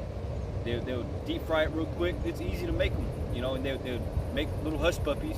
We all know what a hush puppy is. And they would escape the plantation, carry some with them, and they would drop them off, so it would leave them time to escape from the guard dogs. That's why they called them hush puppies, because the dogs would go and eat the hush puppies instead of attacking the escaped slaves, man. That's where the term hush puppies come from, man. Because it would hush up the puppies. They would give them some hush puppies and they would stop barking, stop attacking them. And there's other terms in the English language. Other than that, man. See? So this is the wickedness of what these devils have been doing to us for over 500 years? Take it back. Since goddamn 1492, man. They did horrendous things to the Indians and the Mexicans. Wow. What the hell? I just recently found out about that. I'm like, wow, man. And the Mexicans, they tried so hard to be white. Yeah. And to fit in with the goddamn white man. These would be akin to the people I read about in 1 Maccabees chapter 11. Then there were wicked men in Israel that were so forward that they went to Antiochus Epiphanes to ask permission if they could follow the ordinances after the heathen, and created a gym. Right? All of that, everything that the heathen was doing, our people wanted to do in order to fit in with them because it was easier. Northern Kingdom, specifically Issachar, man. We're separated because of our skin color and our look, man. There's so many types of Issachar Mexicans. Like when it comes to our appearance, there's light-skinned ones. There's the European-looking ones. There's the indigenous ones, the ones that actually look like Issachar, from the Mayan times and Aztec times, man. And then there's the Americanized ones like me, and then there's the how do you call it? I don't want to say ghetto ones, the ones that they wear dickies and whatnot. They're in and out of jail, Right. shave their head. You know, there's all types of Issacharites, but they despise the ones that actually look like Issachar, man. The dark ones, the dark skinned ones, man. That actually look like Mayans and whatnot, man. You know, Aztecs. You know, Right. That's who we are. You know, but before Aztec, we were Aztecs and Mayans, and we were of the tribe of Issachar. We were Israelites. And most of us, so-called Mexicans, we don't look like what we actually used to look like, man. Because Esau, the white man, the conquistadors came over here and they had children, and we had children with them, and all those, you know, back and forth having children with each other. We look half Edomite and half white and half indigenous native, man. You know. So, and then our people, that they glory in their freaking goatees and whatnot. You know, Issachar, man. You know, when we get that conquistador looking goatee, man. Yeah, the goatee. You know, we can't get a full beard, you know, half the time, man. You know, and they glory in that, man. And they glory in their fair complected skin over there in Mexico. It's just wicked, man. And our people, you know, we need the Lord needs a reset button on really all 12 tribes, really, you know. Yeah, so the Most High is going to push the reset button on 2/3 of our people for sure. Okay? He already pushed the reset button on the elect, those that have been fully persuaded in the Holy Spirit, the Rahabakak Josh, to come out and preach these words, preach the truth, and haphazard their personal life, their family, their wife, their children, everything that they have, okay, in order to push this truth out to our people, making these video epistles, okay, and let the world know that jig is up, assholes. We know who you are, okay. 2nd Ezra chapter 9 verse 1. He answered me then and said, measure thou the time diligently in itself, when thou seest part of the signs past, which I have told thee before, then shalt thou understand that it is the very same time wherein the highest will begin to visit the world which he made. Therefore, when there shall be seen earthquakes and uproars of the people in the world, then shalt thou well understand that the Most High spake of those things from the days that were before thee, even from the beginning. So, as I was saying at the beginning of the video, the Most High sent Jonah, the prophet, to Nineveh, and in these last days, Yahweh Shah HaMashiach says that the scribes and Pharisees, along with modern day Hellenists, aka the uncircumcision of our people, 2/3 of our people that are going to be cut off and die on this side, they say that show us a sign that you come from God. They're basically saying the same thing, saying that God loves everybody and all nations can be saved. They're saying basically the same thing. So they come out saying that bullshit. You know, we have to break it down. There shall be no sign given to you in these last days but the sign of the prophet Jonah. And the sign of the prophet Jonah was a prophet was sent to Nineveh to warn them before the destruction came. And that's what the Most High has done. Amos chapter 3 verse 7 says, surely the Lord God will do nothing but he revealeth his secrets unto his servants the prophets. It also says the same thing in Jeremiah chapter, what's it say? Rising up early and sending. I think it's in Jeremiah 7.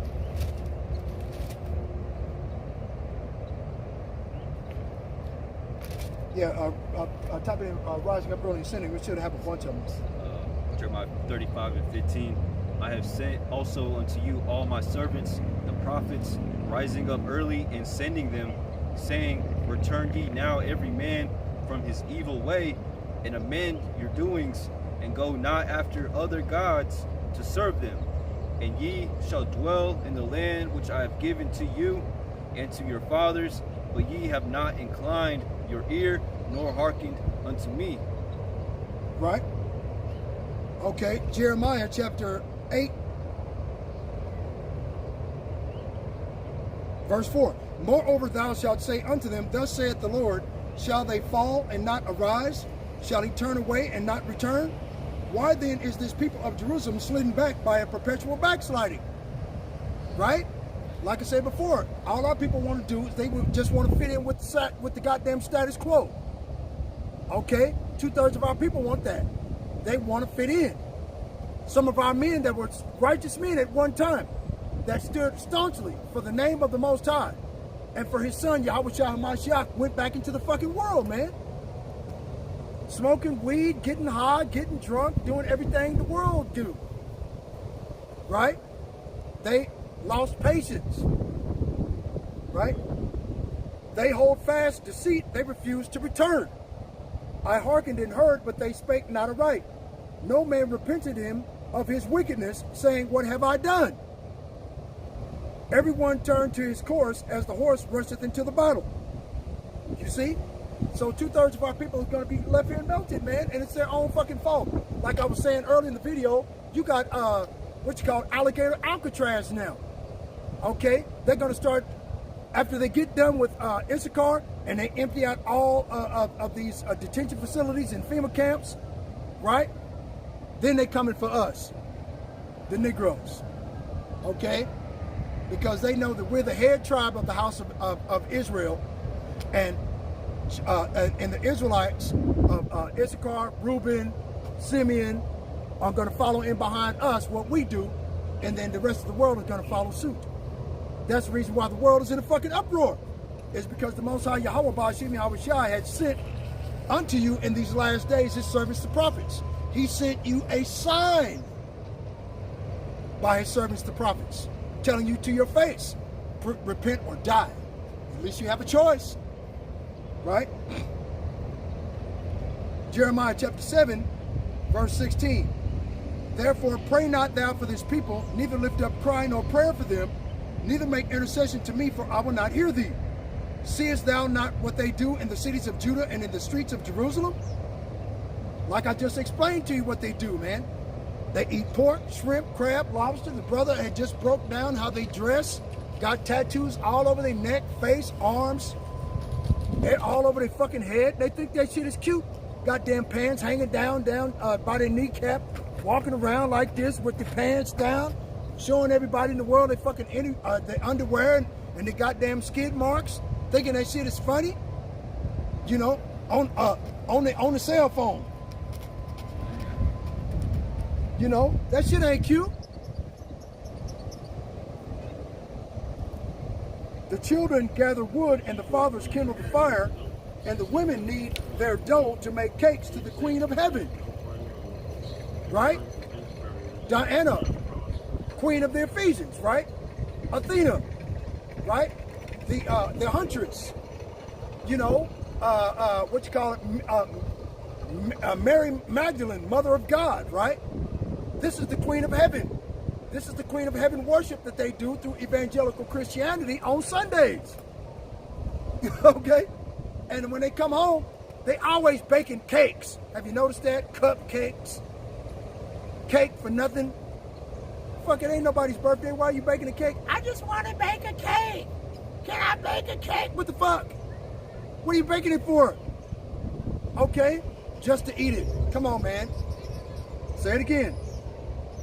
The children gather wood, and the fathers kindle the fire, and the women knead their dough to make cakes to the Queen of Heaven, to pour out drink offerings unto other gods, that they may provoke me to anger. See? This is what the Most High gonna do. Verse 20.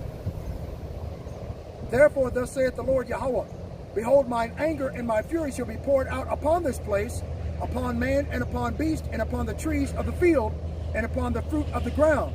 And it shall burn and not be quenched. Okay? So the Most High Yahweh Ba'ashim Yahweh Shai is pissed off at 2/3 of his own people, man. Because they ain't gonna repent, man. They don't feel like they have to.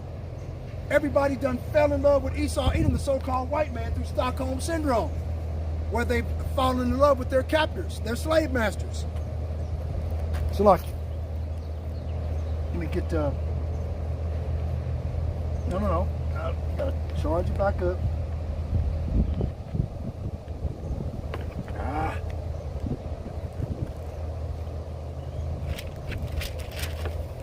Yeah. Okay. You know, boy. Yeah, my charge is good. Right? Let's see.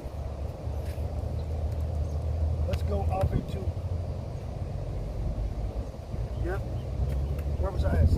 Exodus, chapter 1, verse 16. Chapter 1 to 16. Okay, so 2nd Ezra chapter 9, verse 5. For like as all that is made in the world hath a beginning and an end, and the end is manifest.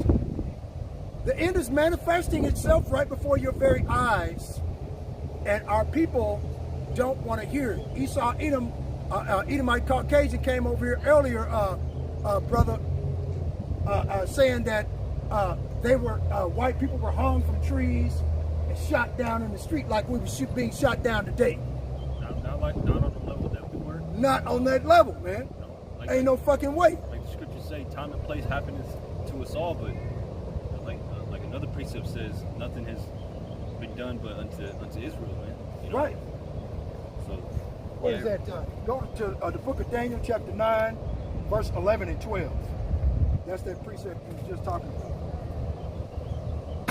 I got that one memorized. It just burned in. Okay. You said Daniel 9 and 12? Daniel chapter 9, verse 11 and 12. It says, Daniel 9 and 12, and he hath confirmed his words, which he spake against us and against our judges that judged us, by bringing upon us a great evil, for under the whole heaven hath not been done as hath been done upon Jerusalem. And Jerusalem is a people before it's a place. So, since that's the case, there's nothing under heaven, up under the sky, that has been done unto the people of Jerusalem, of the city of Jerusalem, a people before it's a place, who are Israelites, Negroes, Latinos, and Native Americans. And this Edomite was trying to fit in with our judgment and our punishment, saying that after they took, during the Bolshevik Revolution, they took over Ireland, Scotland, Europe, from the so-called blacks, Jews, and the Moors during the the fall of the Byzantine Empire and the rising of the Renaissance period, the rebirth of the Roman Empire, the empire of the Edomites, when these Edomites went in there claiming to be the Irish. That's where their bullshit comes from, right? They go in there claiming to be Irish. They go in there claiming to be Scottish, when the actual Irish and the Scottish were black people. That's what the motherfucking white man don't like. They don't want to go back in history past 1492 because it reveals their bullshit. Okay? 2nd Ezra chapter 9, verse 6. Even so, the times of the highest have plain beginnings and wonders and powerful works and endings and effects and signs. And you have effects and signs happening all over the world. The brother just put up a video, GMS Hawaii Bar. He just put up a video that some of the brothers out in New York had saw a chariot flying over New York, had lights all around it. Okay, just sitting there in the sky. You see what I'm saying? And then the brother at GMS get this work too. He got a couple of videos of a chariot in the sky. What was it? Another brother was it? I'm trying to. Oh yeah, GMS North Carolina 777. Okay, brother Hawaii, Elder Hawaii. Hell, he seen a chariot. He recorded it.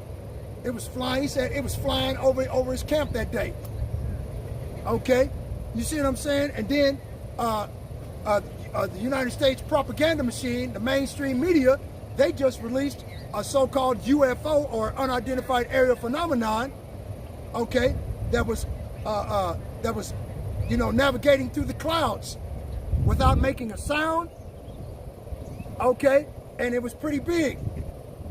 They're not telling you of all of the Air Force pilots that were shot down by these unidentified aerial phenomena, which are the chariots of the Most High God.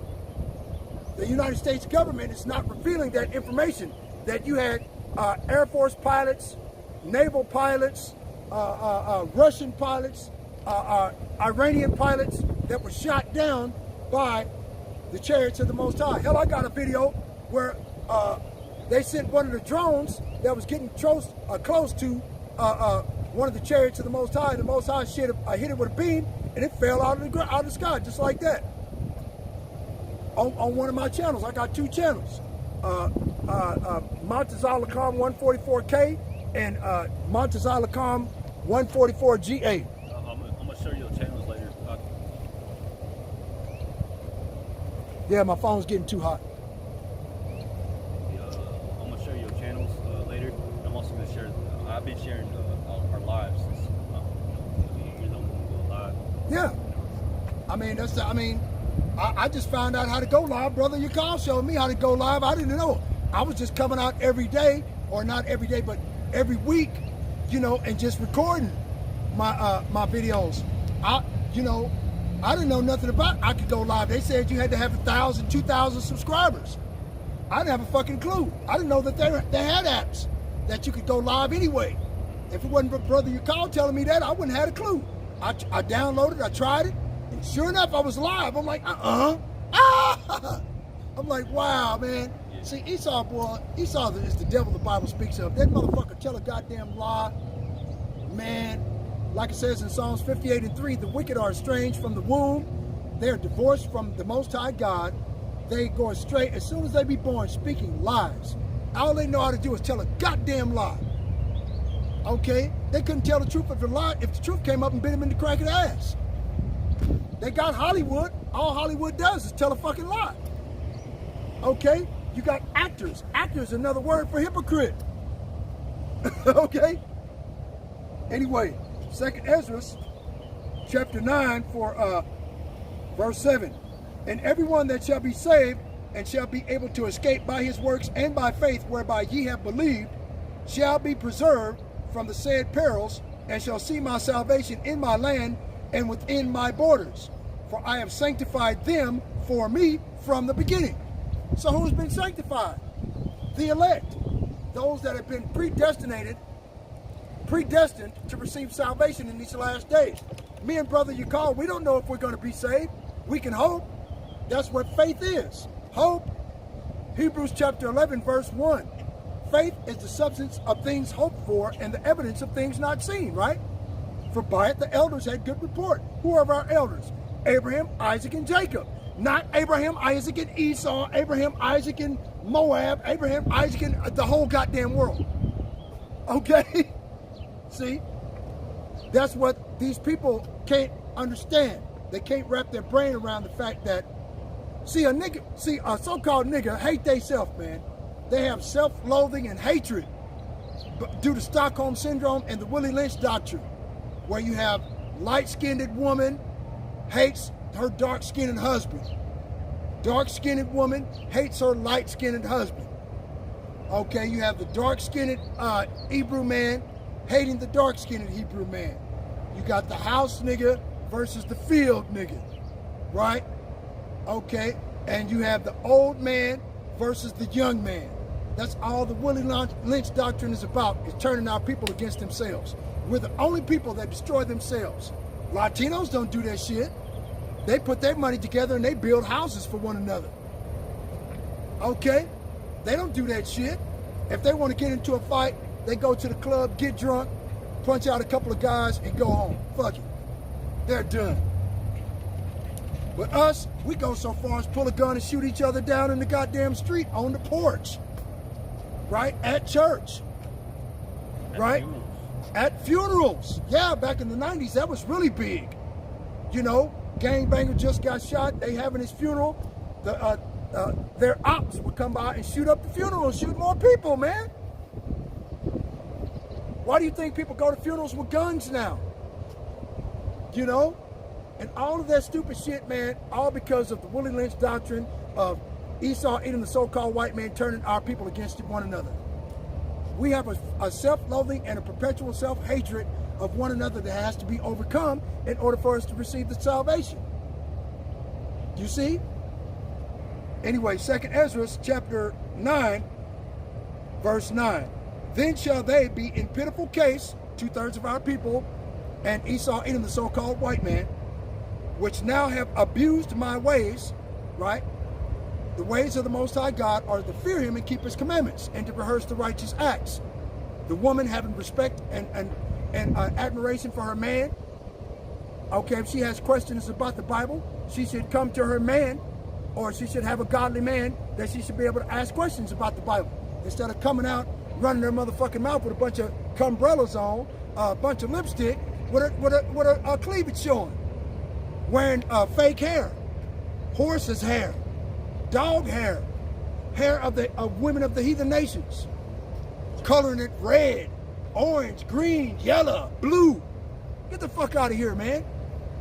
You're a bug out. You're a complete insane lunatic. You're jumping to conclusions on biblical scriptures. You have no clue as to what's going on with it. Right? 2nd Ezra chapter 9, verse 9. And they that have cast them away, the ways of the Most High God, right, despitefully shall dwell in torments. For such as in their life have received benefits and have not known me, and they that have loathed my law, while they had yet liberty, and when as yet place of repentance was open unto them, understood not, but despised it, the same must know it after death by pain.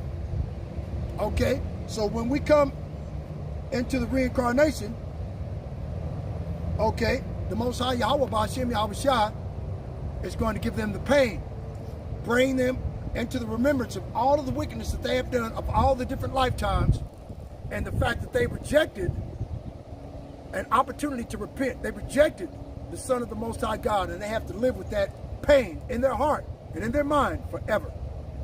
Because the Most High God, Yahweh Ba'ashem Yahweh Shah, will keep his oath that he had sworn to our father Abraham, that they will always be Israelites, that he had sworn to Jacob that there will always be his seed.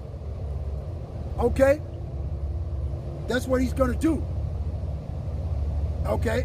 And being that you would be an Israelite, when you come in the reincarnation through the seed line of the Israelites that have been changed into another meaning, that have their bodies been changed from corruption to incorruption, from mortal to immortality, and you come through their seed line, at the age of 12, everything is going to be brought back to your remembrance. As you grow up, you'll never lift your head off the ground.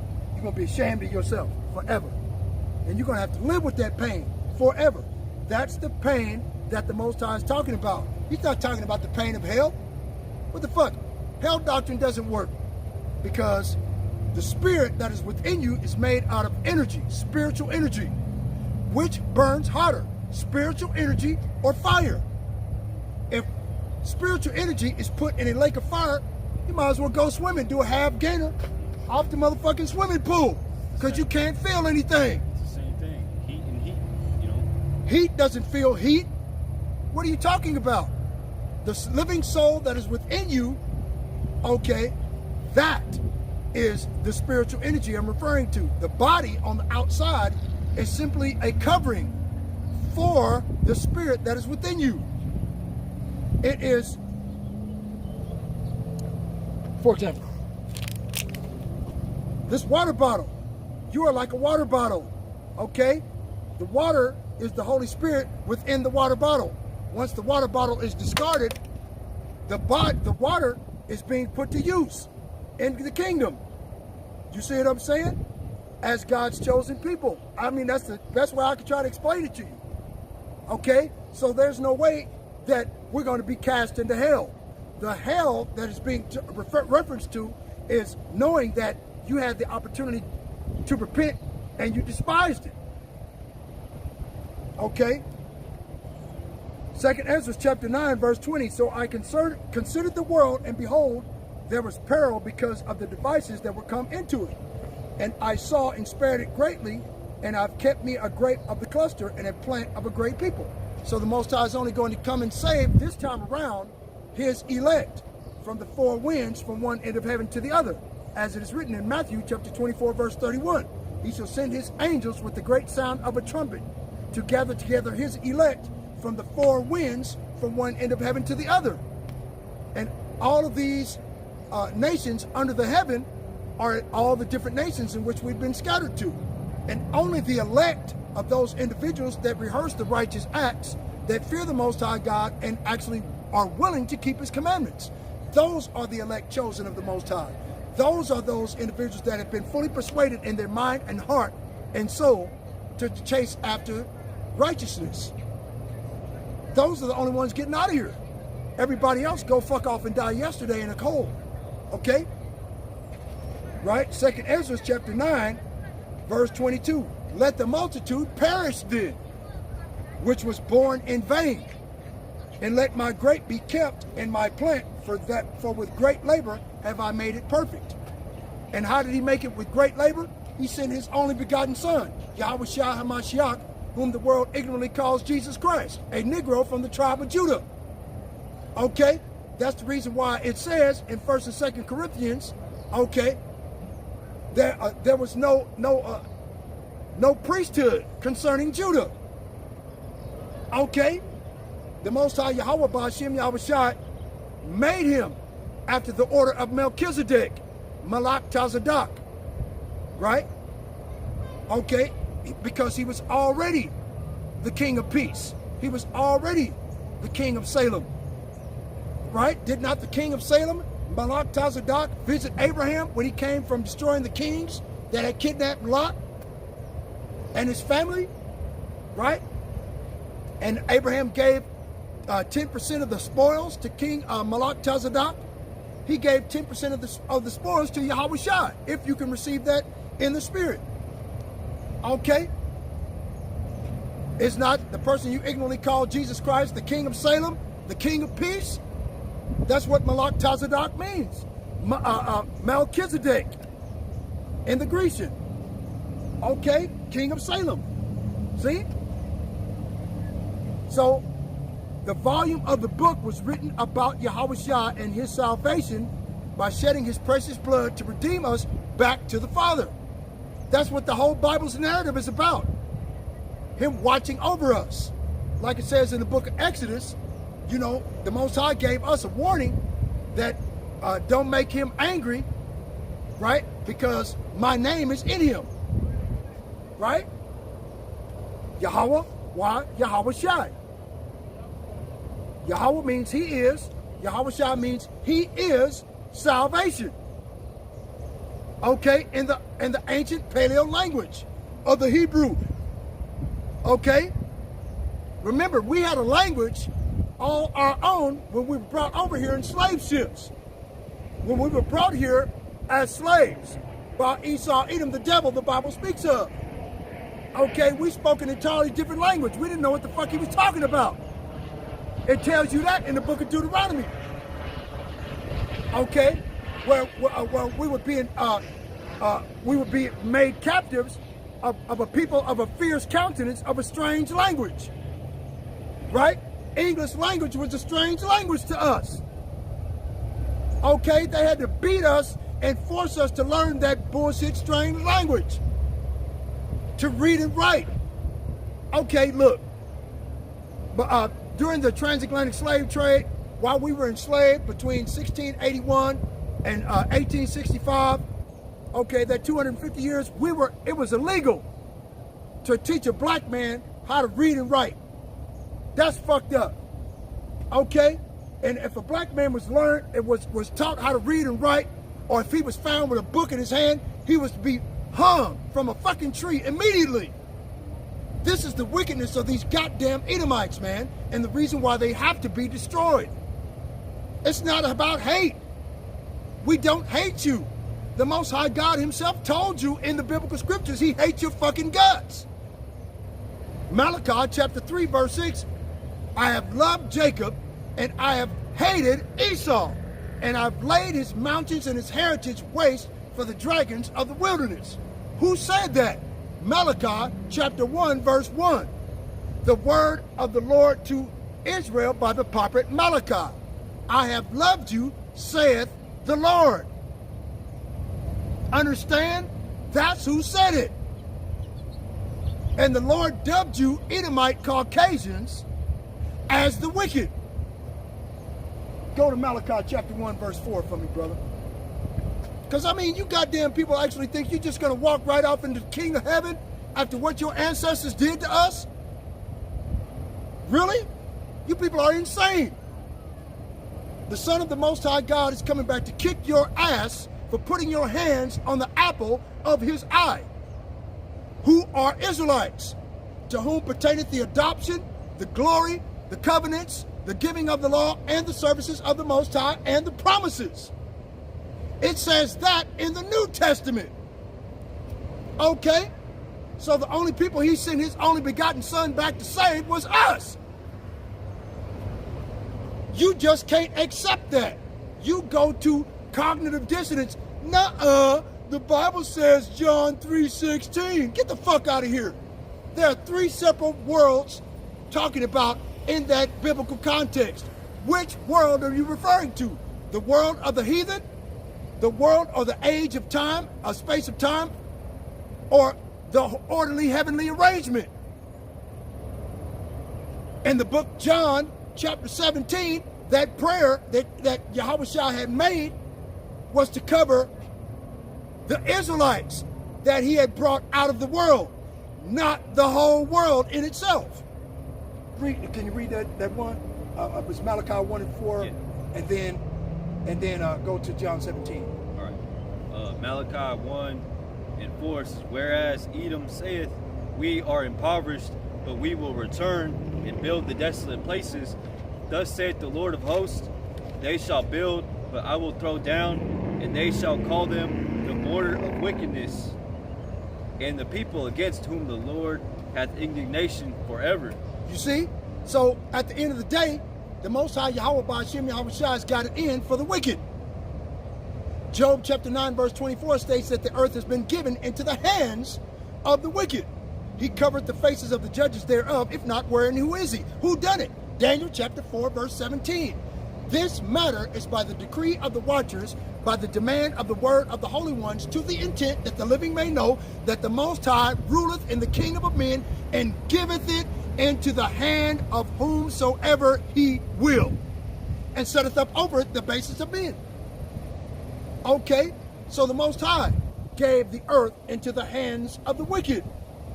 And these bastards, these Edomite Caucasians, sleep not unless they cause some of us to fall from grace. They can't help themselves. You know? Anyway, 2nd Ezra, chapter 14, verse 34. Therefore, if so be that ye will subdue your own understanding and reform your hearts, ye shall be kept alive, and after death ye shall obtain mercy. Okay? And that's how you are going to receive salvation. Everybody wants to go to heaven, but nobody wants to die in order to get there. See? So we got to get out of this body. This body has to be changed into another meaning, or changed from corruption to incorruption and mortal to immortality before it can go into the kingdom of heaven and go into the face of Yahweh Ba'ashem Yahushua. It has to be changed. If you can't go there without being changed, you'll be destroyed immediately. Right? For after death shall the judgment come. So that's what it means in reincarnation. We tell you you're going to come back to the seed of the righteous. Okay? Your judgment will come after you come back. After death. Okay? Because during death, like it says in Ecclesiastes chapter 3, verse 12, I think. Damn, I can't remember no more, man. Maybe I'm getting old. Ecclesiastes chapter 3, where the righteous and the unrighteous, the wicked and the godly rest together. And where they rest together is in a graveyard. That's the hell you're referring to. Sheol, the grave. Okay? Gehenna. Gehenna is a place outside of Jerusalem where they used to throw dead bodies, trash, dead dogs, whatever. That was the city dump. Talking about Job 3:17. Yeah. It says Job 3:17. There the wicked cease from troubling, and there the weary be at rest. Right. See, the righteous and the unrighteous go there together to rest. The weary, right? Those that are weary are those that are weary themselves in wickedness. They can't rest until they cause something to fall. Go to Proverbs chapter 4, verse 15 and 16.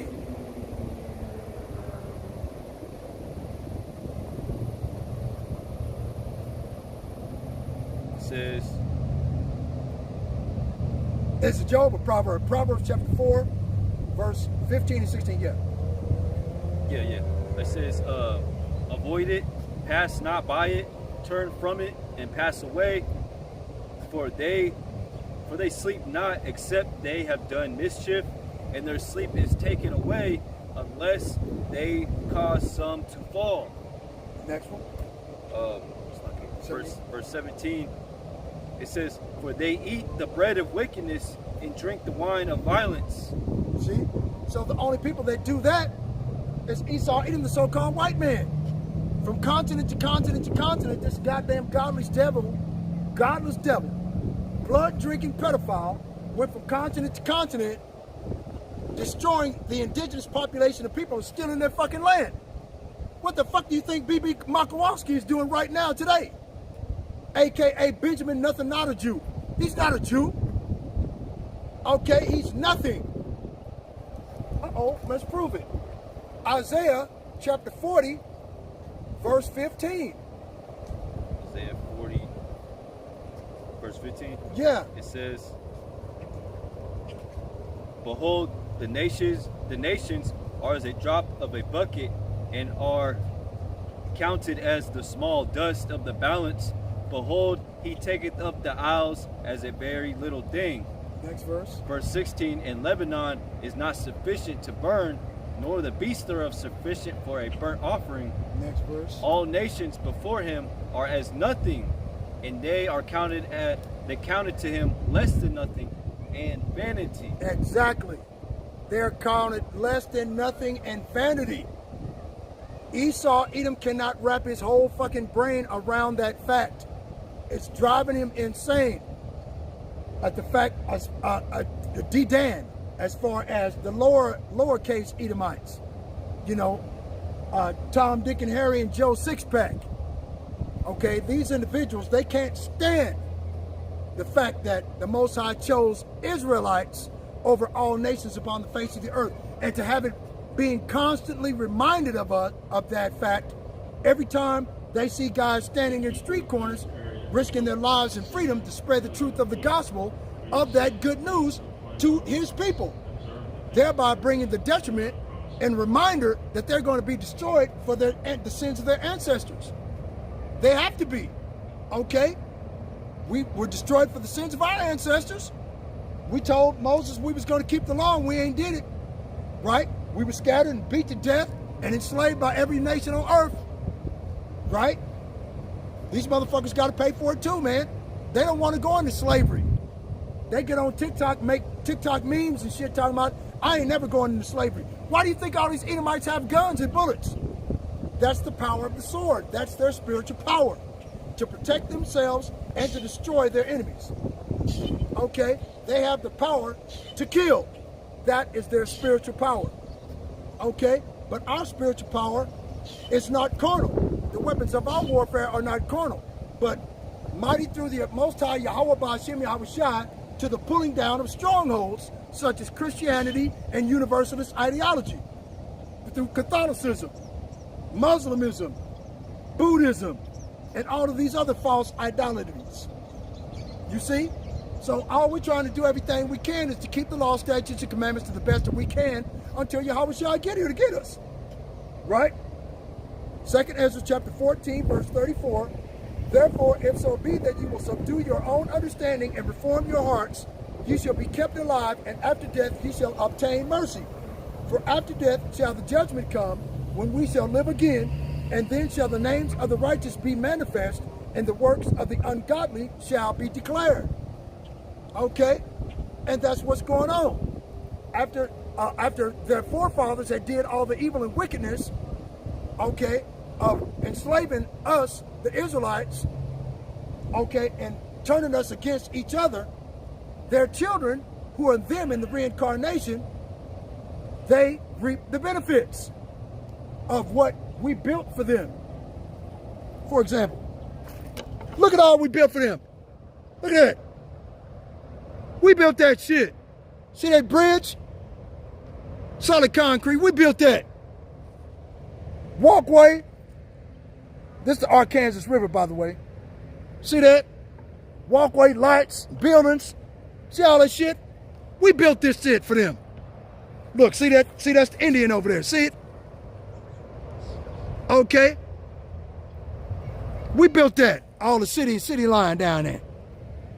Cars and shit. Electrical grid that they scared that they're going to take it down. See? See? We built all of this. So, they reaping the benefits of it. White privilege, white supremacy, they got it going on. You know? But the Most High Yahweh Ba'ashim Yahweh Shah is going to put these bastards in chains. He's going to melt everything I just showed you. Okay, with great fervent heat. Go to 2 Peter chapter 3, verse 10. Stick with the milk scriptures. You could go wrong.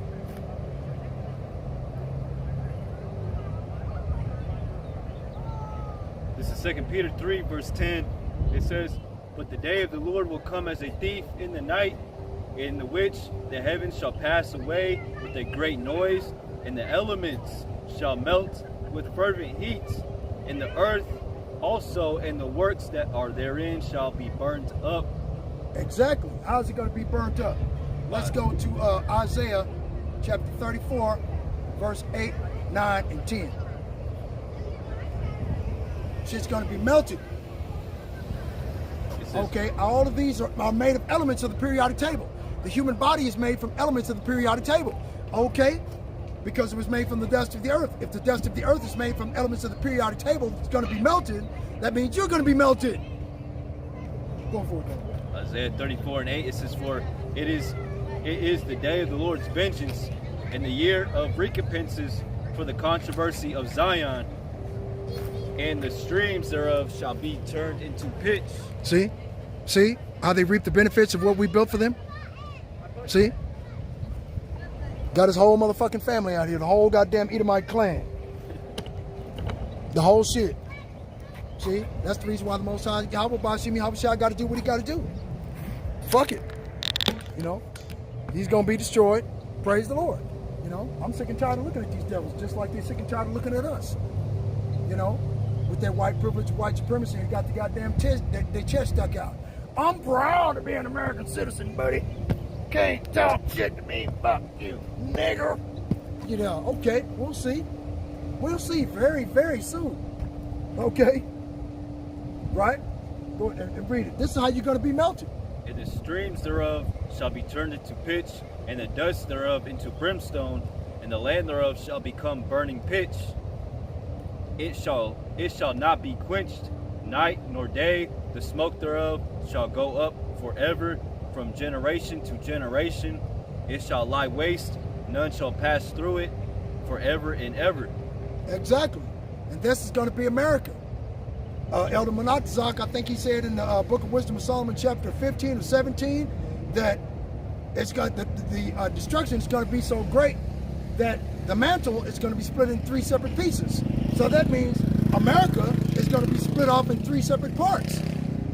It's not going to be one nation like you see anymore. It's going to be, there's a piece over there, there's a piece over there, and there's a piece over there.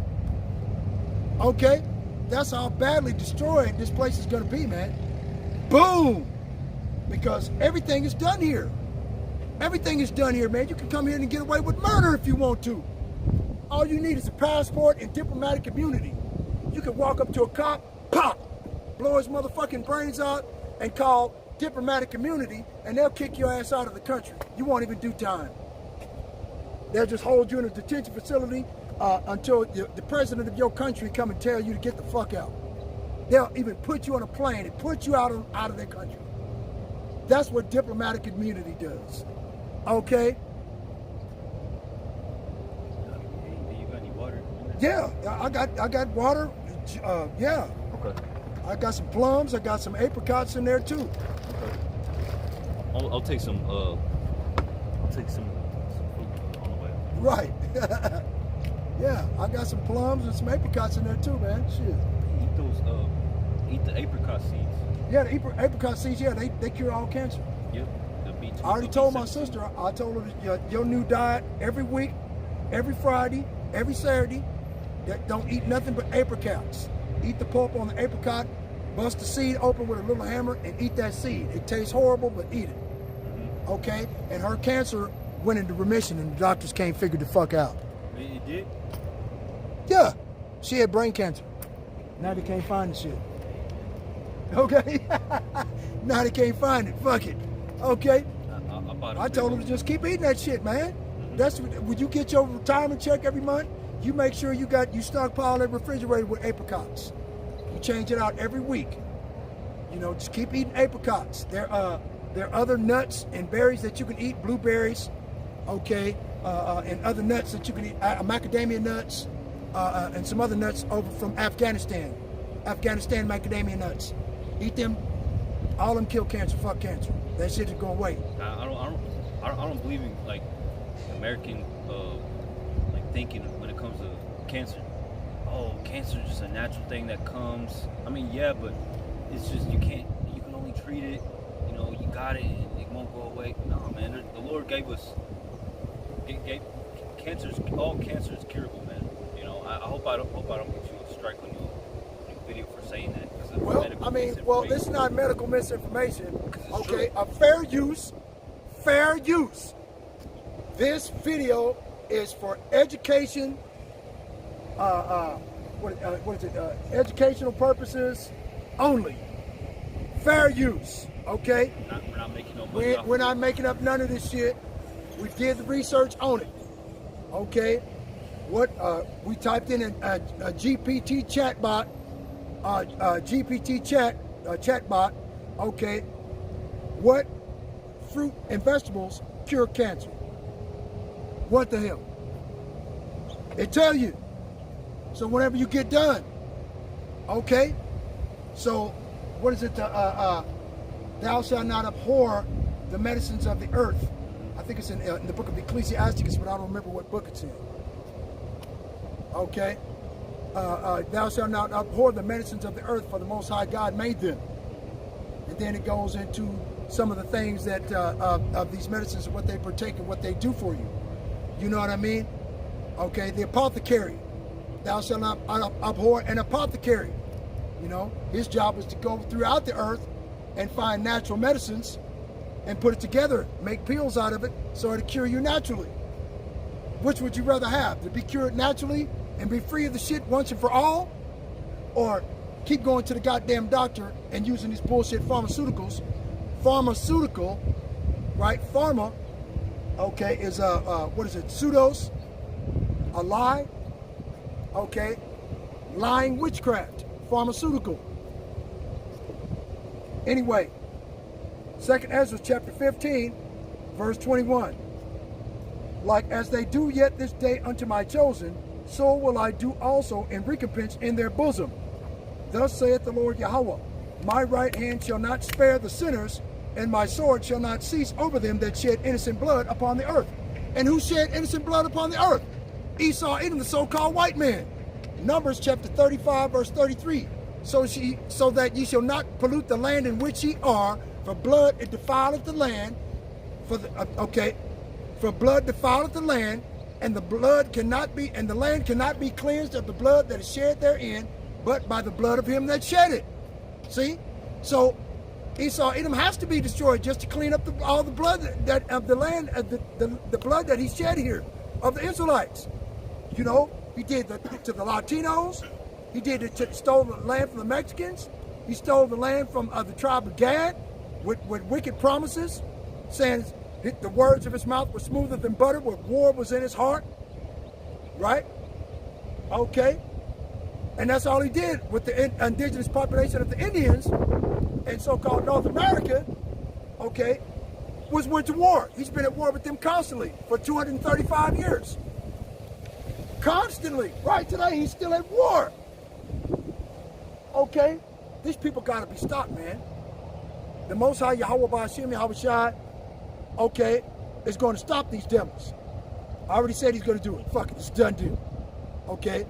Because the Most High Yahweh, go to Isaiah chapter 26, verse 21.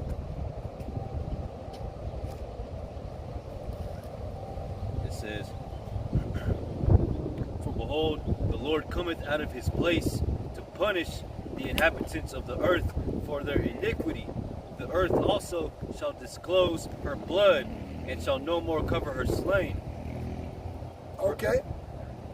So, yeah, go ahead. Is it No, it goes into the next chapter. Oh, okay. So the Most High Yahweh Ba'ashem Yahweh Shai is going to reveal everything that these Edomites have done. That's what he's doing.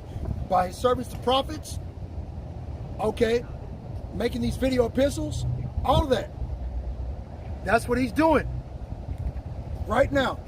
He's revealing everything. If a person go to GPT chatbot and type it in, whatever, you're going to find the answer, because they set up Palantir, okay, which is an evil algorithmic AI, okay, that was designed to destroy the system, destroy the cash, okay, and set up a digital technocracy, okay, but it's going to run out of their control, okay, and there will be nothing these Edomite devils can do about it.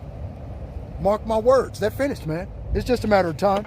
That's all. But the next verse is a good one, actually. Isaiah 27:1, it says, in that day the Lord with his sword and great strong sword shall punish Leviathan, the piercing serpent, even Leviathan, that crooked serpent, and he shall slay the dragon, that the dragon that is in the sea. Right. Okay, and we all know that the dragon in the sea is Esau Edom, the so-called white man. Okay, he is the ruler of the 7 seas. That's the reason why they set up in the law of the land maritime law. They have 2 different laws here in America. You have maritime law for the slaves and the property of America, and then you have the law of the land for the Edomites. So you have state government and federal government. Understand me? And that's how it works. Okay, these devils. Under maritime law, if you're a state, you break a law in the state or whatever, you're gonna go do time in prison. But the white man will get a slap on the fucking wrist, okay, and he'll get fined. But that's it. That's the wickedness of these Edomite devils, man. They're unfair. Okay. 2nd Ezra chapter 15, verse 24. Woe to them that sin and keep not my commandments, saith the Lord. I will not spare them. Go your way, ye children, from the power, defile not my sanctuary. For the Lord knoweth all them that sin against him, and therefore delivereth he them unto death and destruction. Right? For now are the plagues come upon the whole earth, and ye shall remain in them, for the Most High shall not deliver you, because ye have sinned against him. And the reason why the plagues are upon the whole earth is because the children of Israel have been scattered upon the whole earth. Okay, so wherever they are, if they're still committing sins and iniquities, the Most High God has uncovered who the wicked are. He has uncovered what they should be doing in order to receive salvation. And if they're still doing it when he gets here, they should not be spared. Right? And these Edomite devils, they do not spare the widow, nor reverence the gray hairs of the aged. They don't give a shit about us. Right? All right, let's see. Okay, 2nd Ezra chapter 16, verse 11. The Lord shall threaten, and who shall not be utterly beaten to powder at his presence. And we beat these Edomite Christians up every time they fucking come around talking about, we were hung too, we were shot too, as my ancestors were Irish. Y'all heard that Edomite son of a bitch at the first part of the video when I first came out here. Okay, you know, Edomite trash. Come over here talking shit about my ancestors are Irish. You ain't no motherfucking Irish. You was an Edomite, punk. Okay, the Most High Yahweh Ba'ashem Yahweh Shai says that you are the Edomites, right? You are the children of wickedness. You are the people against whom the Lord hath indignation forever. Indignation means righteous anger and hatred. The Most High God, Yahweh Ba'ashem Yahweh Shai, hates you, Edomite. And there's nothing you can do about it. You got the best of every goddamn thing. You go to the store, you get a 50% discount. People smile at you. You know, they take taxes off of what you're trying to buy. just so you could buy it wholesale, all kind of shit, man. So how do you think the Most High feels about you doing this to his chosen, his people that he chose above all nations upon the face of the earth?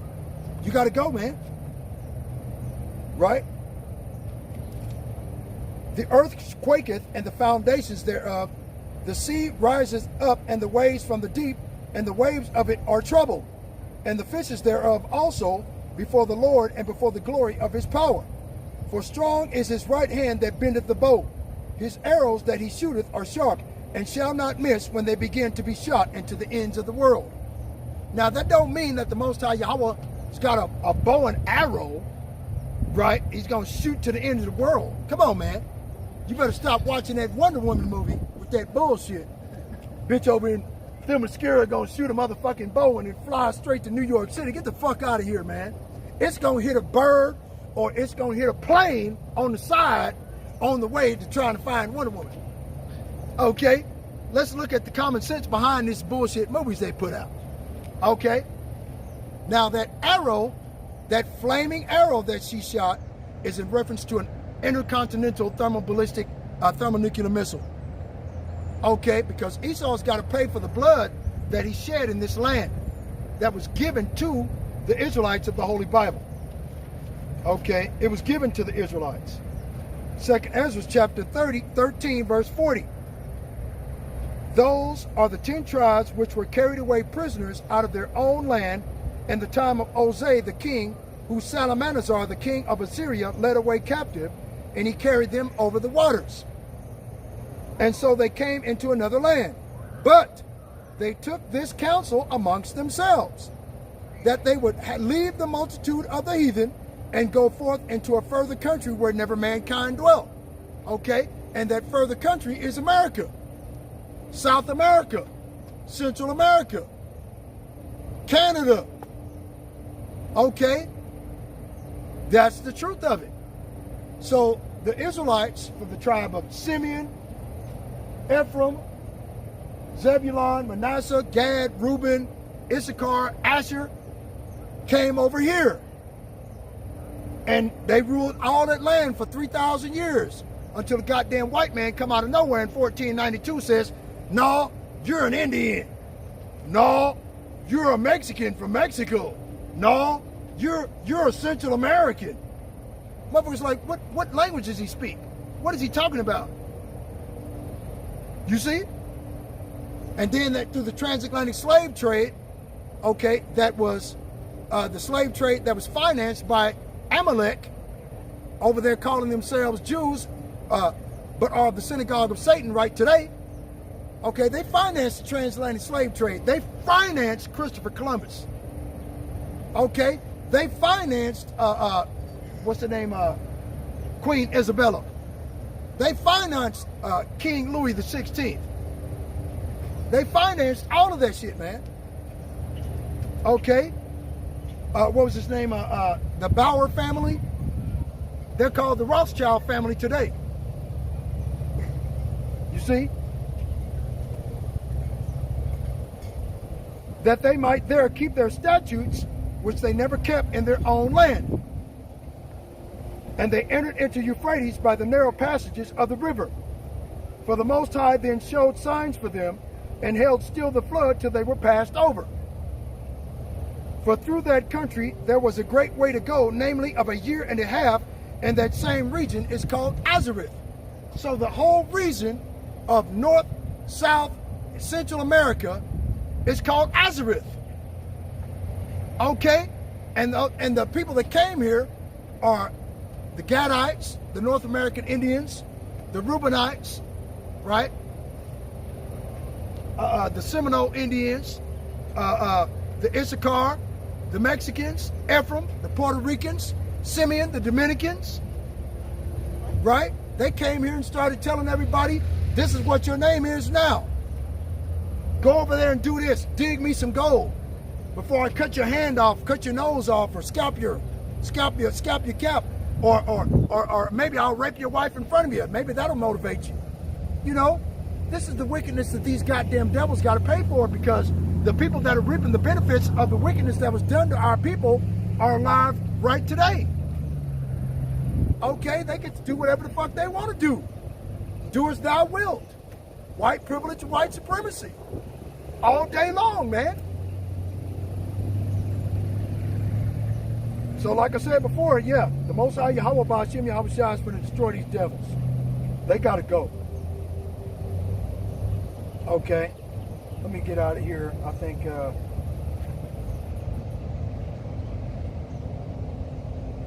Ecclesiasticus, the book of Sirach, chapter 32, verse 14. Whoso feareth the Lord will receive his discipline, and they that seek him early shall find favor. And only those that seek the Most High early are going to find favor during the time of Jacob's trouble. Okay? Me and Brother Yakal, we seeking favor early from the Lord because we know what's going to happen. Well, we even got an idea of a roundabout time of when it's going to happen, thanks to the apostles and elders of Great Millstone of breaking down the biblical scriptures. So this way we would have a timeline as to what to look for, right? Like it says in Matthew chapter 16, verse 2 and 3, you can see the skies that it's about to rain and the skies are lowering, and know that there's a thunder shower coming, but you cannot discern the signs of the times. So the Most High Yahweh Ba'Shem Yahweh Shai sent his servants, the prophets, one last time before the downfall of the kingdom and the empire of the Edomite hegemony, okay, that we might seek favor before the Lord and find that favor, right? He told us to measure the times diligently in itself, right? Like I said, like it says in 2nd Ezra, chapter 9, verse 1, right? I think that's it. Okay, Ecclesiasticus chapter 32, verse 15. He that seeketh the law will be filled therewith, but the hypocrite will be offended thereat. And the only people that are hypocrites are the Edomites. They call themselves Christians. They say the law is done away with. That's hypocrisy. The only law that was done away with was the law of sacrifice, because the Son of God gave himself as a sacrifice for the sins of the Israelites. That blood is a blood of atonement that was shed for us, that covers us in the sins that we make in keeping the law. We can't keep the law perfectly. It's impossible. Okay? My clothes are made from cotton. God hates cotton. Okay? He'd rather us wear something else.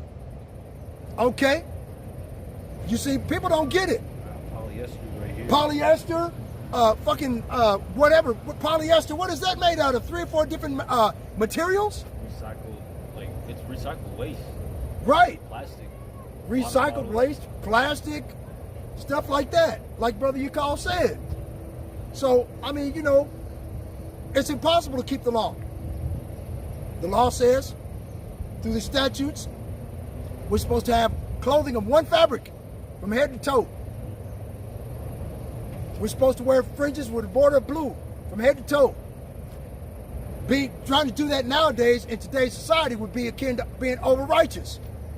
Be not righteous over much, why shouldst thou destroy thyself? You can destroy your job. You can destroy the people around you. Okay? Imagine pulling up to work with fringes. With fringes on. You know, people gonna look at you like, oh, motherfucker, oh, so now you think you Superman now. What is it? Even your own people are gonna turn against you. They're gonna turn you in to the authorities of your job. Then you lose your fucking job being over righteous. How many of us have done that already? You see? Anyway. Ecclesiasticus, the book of Sirach, chapter 32, verse 16. They that fear the Lord shall find judgment, and shall kindle justice as a light. Verse 17. A sinful man will not be reproved, but findeth an excuse according to his own will. Right? Verse 18. A man of counsel will be considerate, but a strange and proud man is not doubted with fear, even when of himself he hath done without counsel. Right? And that's these Edomites. They don't counsel anybody. They think that they're the main authority of Christianity on the face of the earth. Okay? Which they are. But the Messianic faith of the Hebrew Israelites is a belief system of a specific people. Okay? These bastards took our belief system and turned it into something evil, vile, wicked, idolatrous. You see? So the Most High is coming back. He sent us as a correction for 1/3 of the elect of our people that are willing to capitulate to the Most High God's law and do the best they can to keep the law. But to the rest, he doesn't give a shit about. Let me get it. 2nd Ezra, chapter 6, verse 55. Okay, let's start at verse 54. And after these, Adam also, whom thou madest Lord of all thy creatures, of him come we all, and the people also whom thou hast chosen. Okay? Verse 55. All this have I spoken before thee, O Lord, because thou madest the world for our sakes. So the world was made for our sakes, of the sakes of the Israelites. Okay? As for the other people, which also come of Adam, thou hast said that they are nothing, and they but be like unto spittle. Spittle. Spit on the ground. That's the way the Most High God looks at all these other heathen nations.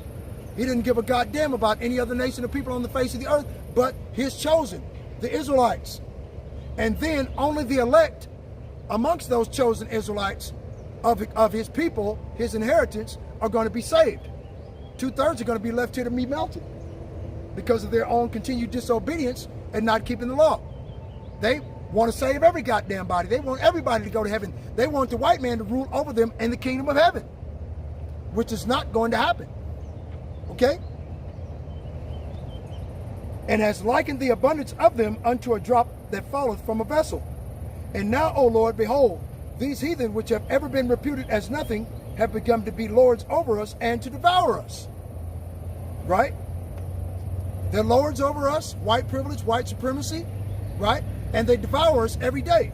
Look what they did to the indigenous population of the so-called illegal immigrants.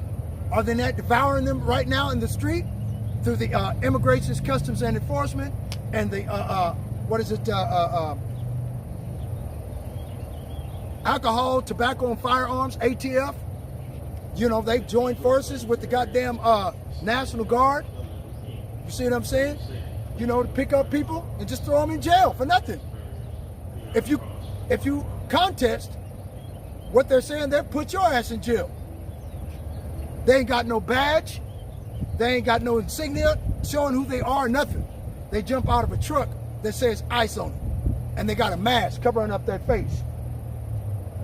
You know, you don't know who the fuck it is. You see?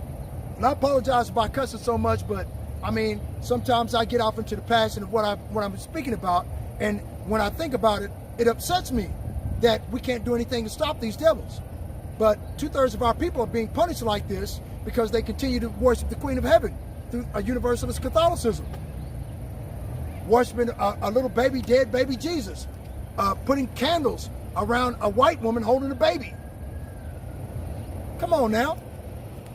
Really?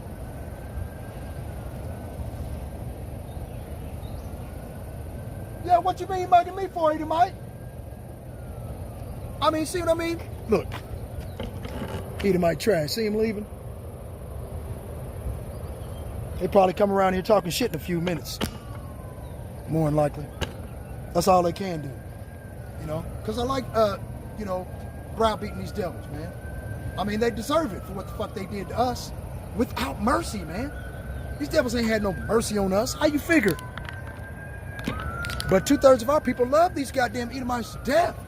They want them to receive salvation from the Lord and everything. I'm like, no, you don't. Why would you want that?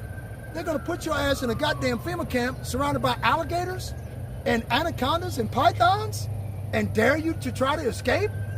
Come on, man. Really? You know, they going to have FEMA camps like Elder Apostle Gabar's in his old classic video back in 2009. He put a video. They were standing in front of a possible FEMA camp of New York City, where they're going to have people in there that haven't eaten or drank any water for 4 or 5 days. okay, where they're going to feed you being idle with things sacrificed unto idols. And the things sacrificed unto idol, Palantir, is the radio frequency identification chip. That'll be the only way you'll be able to get out. You know, they're not going into how did you get out of the FEMA camp? If you were arrested as an illegal immigrant, how did you get out? All of the individuals that they're asking how they got out, they're not asking that question. Okay? Because if they say something about they've been chipped, they're going to lose their sovereignty. They're going to lose their ability to be American citizens. Their chip's going to be shut off. You see? They can't buy and sell in the future. So all they're doing, just like cattle, is they're herding them into a little funnel, and they're chipping everybody, because that's what they want to do. What's his name? Robert F. Kennedy, I guess the Secretary of Health. Okay, this motherfucker got a stutter and got throat cancer, but he's the Secretary of Health, right? And he's talking about he wants people to have wearables, digital wearables, so this way they can know where you're at. Okay, well, if that's tied to central bank digital currency, right? Donald Trump, his platform to get elected as president said that he wasn't going to institute central bank digital currency. But then you got Melania coin, you got Doge coin, you got Trump coin, and all of these coins are digital. See? So for these MAGA maniacs out there, Donald Trump told you a goddamn lie. And now he's going to start putting your ass in prison, just like he did us. He's going to make it to where you don't have a choice but to take the mark of the beast. I pray in the name of Yahweh Shah HaMashiach that we don't have to go through these things. But, like it says in Acts chapter 14, verse 22, get it. Now, let me get some water too.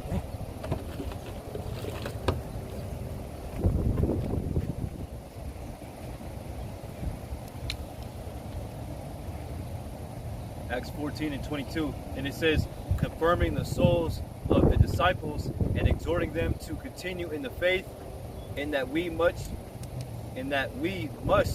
through much tribulation enter into the kingdom of Yahweh. Right. See, so that's the only way we got to get there. That's the only way we're gonna get there, into the kingdom of heaven, and our bodies be changed into another meaning. Go to 2nd Ezra chapter 6. Verse 25.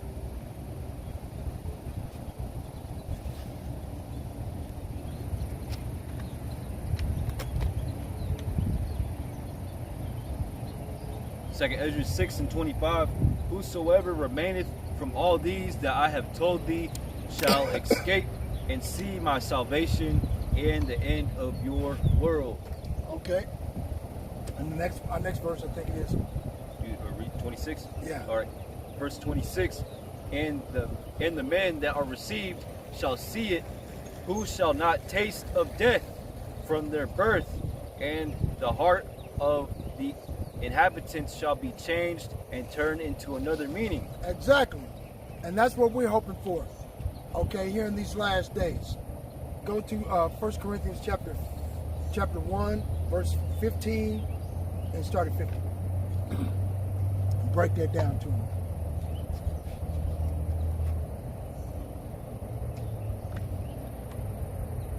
Chapter 1, verse 15. Yeah, 1 Corinthians. Well, no, 1 Corinthians chapter 15, verse 50. So I can.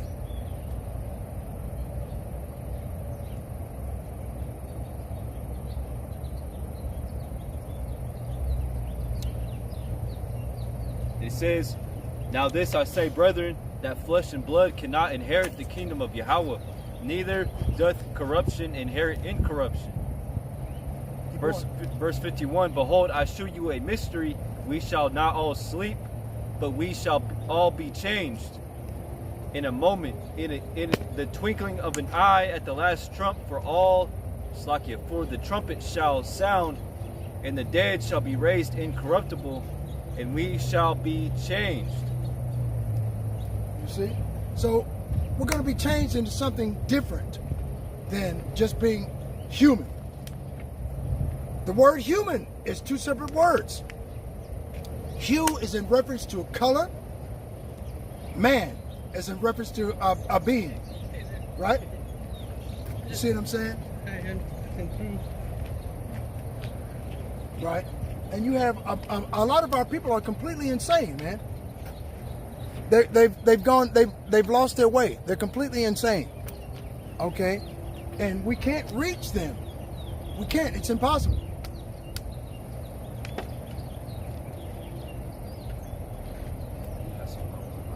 Yeah. Yeah, I don't think he's out there. I was driving out here to preach this morning. Well, it's afternoon now, but whatever. And I was out here driving to preach, and some Edomite Caucasian on a green light just walked right in front of me. I had to like, man, what the fuck? And he was talking to himself, you know, like he's goddamn autistic or something. You see what I'm saying?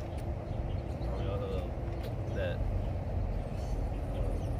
on death or some or withdrawals. That's an agent, man. Hey, y'all, this is what an agent looks like. He came by here pretending that he was retarded. Now he's on the goddamn telephone. See him? He's supposed to be picking up cans. There's cans all over the place, but he's walking right past them. See? Got a jacket on. Got a jacket on, hot as it is, and got Sunglasses. his head down, sunglasses. What the fuck? See? How you supposed See, to he get heard the us. cans He heard when us. you're on your phone? You see? See? So these motherfuckers are out of here, man. They watching everybody. You know? And you're going back the other direction, man. They're going back the other direction. I'm like, what the fuck, man? I bet you there's a bunch of cans that way too. You know? Yeah. Why wouldn't you know? Right? Right here is when It's he turns around. Exactly. And then he goes up here and turns around. I didn't even think about that. Yeah. I didn't even think about that. He gotta be an agent. Check this motherfucker out. Creeping all slow and shit. Oh, this is diesel. EBD. Right? Anyway, Revelation chapter 11, verse 14. The second woe is past, and behold, the third woe cometh quickly. So World War III is on the brink. These Edomite devils know that they're losing control of their kingdom, so they have to move with what did Donald Trump said? Operation Quick Speed, whatever it's called. Warp speed. Yeah, Operation Warp Speed. They don't have a choice now.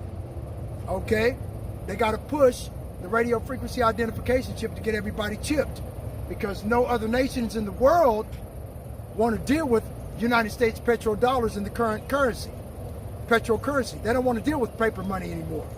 They want it all digital, and they want it all backed by gold. Okay, and the only country left that isn't backing their stuff by gold is EU, NATO, and America. Okay, and since they've seen America, Donald Trump go into Iran and bomb their nuclear facilities of people that didn't even jump on America, didn't even start anything with America, but just going over there to help these bloodthirsty bloodshedders, like it says in Genesis chapter 9, verse 6. So that you, like it says, he that sheddeth man's blood, by man shall his blood be shed, for in the image of the Most High made he man. Right? And these Amalekite Khazars are shedding the blood of innocent people that that do not have the power to fight back. And America gets on their side and helps blow up Tehran. See? So all the nations see that these Amalekite Khazars, these Edomites, don't change. No matter how politically correct, 3-4-piece suit, right? All of that bullshit. It's bullshit. They're the same people. They rape, murder, and pillage, and steal people's natural resources. Okay?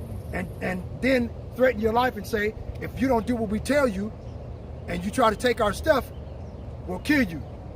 That's what these goddamn devils do, man. Fair use. Fair use. This video is made for educational purposes only. Criticism and commentary. Okay? Just wanted to put that out there for you. I see some. I forgot what the suit and tie. You know, Tie is a phallic symbol. yeah, that's what. Where Esau got his penis down on your throat. I Okay. think that's what it was. I seen something that was on TikTok or YouTube. They're going into it. You know, the origins of it, man, or what it goes back to.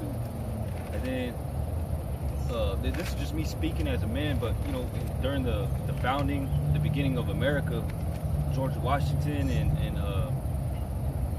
those the Edomites back then, what they used to do all the time, they used to put the wigs on, you know, white wigs, and then they would wear their suit or whatever.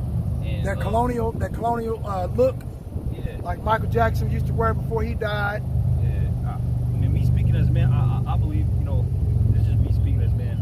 I think that's them imitating themselves or trying to look like an eagle, man. Bald eagles, you know, they're white. They have white heads, and then the rest of the body's black, you know, Right. or brown, you know.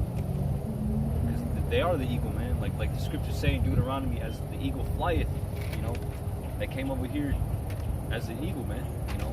Right. That's As their swift as favorite- an eagle flyeth. It's their favorite bird. But it's like it. Oh shoot.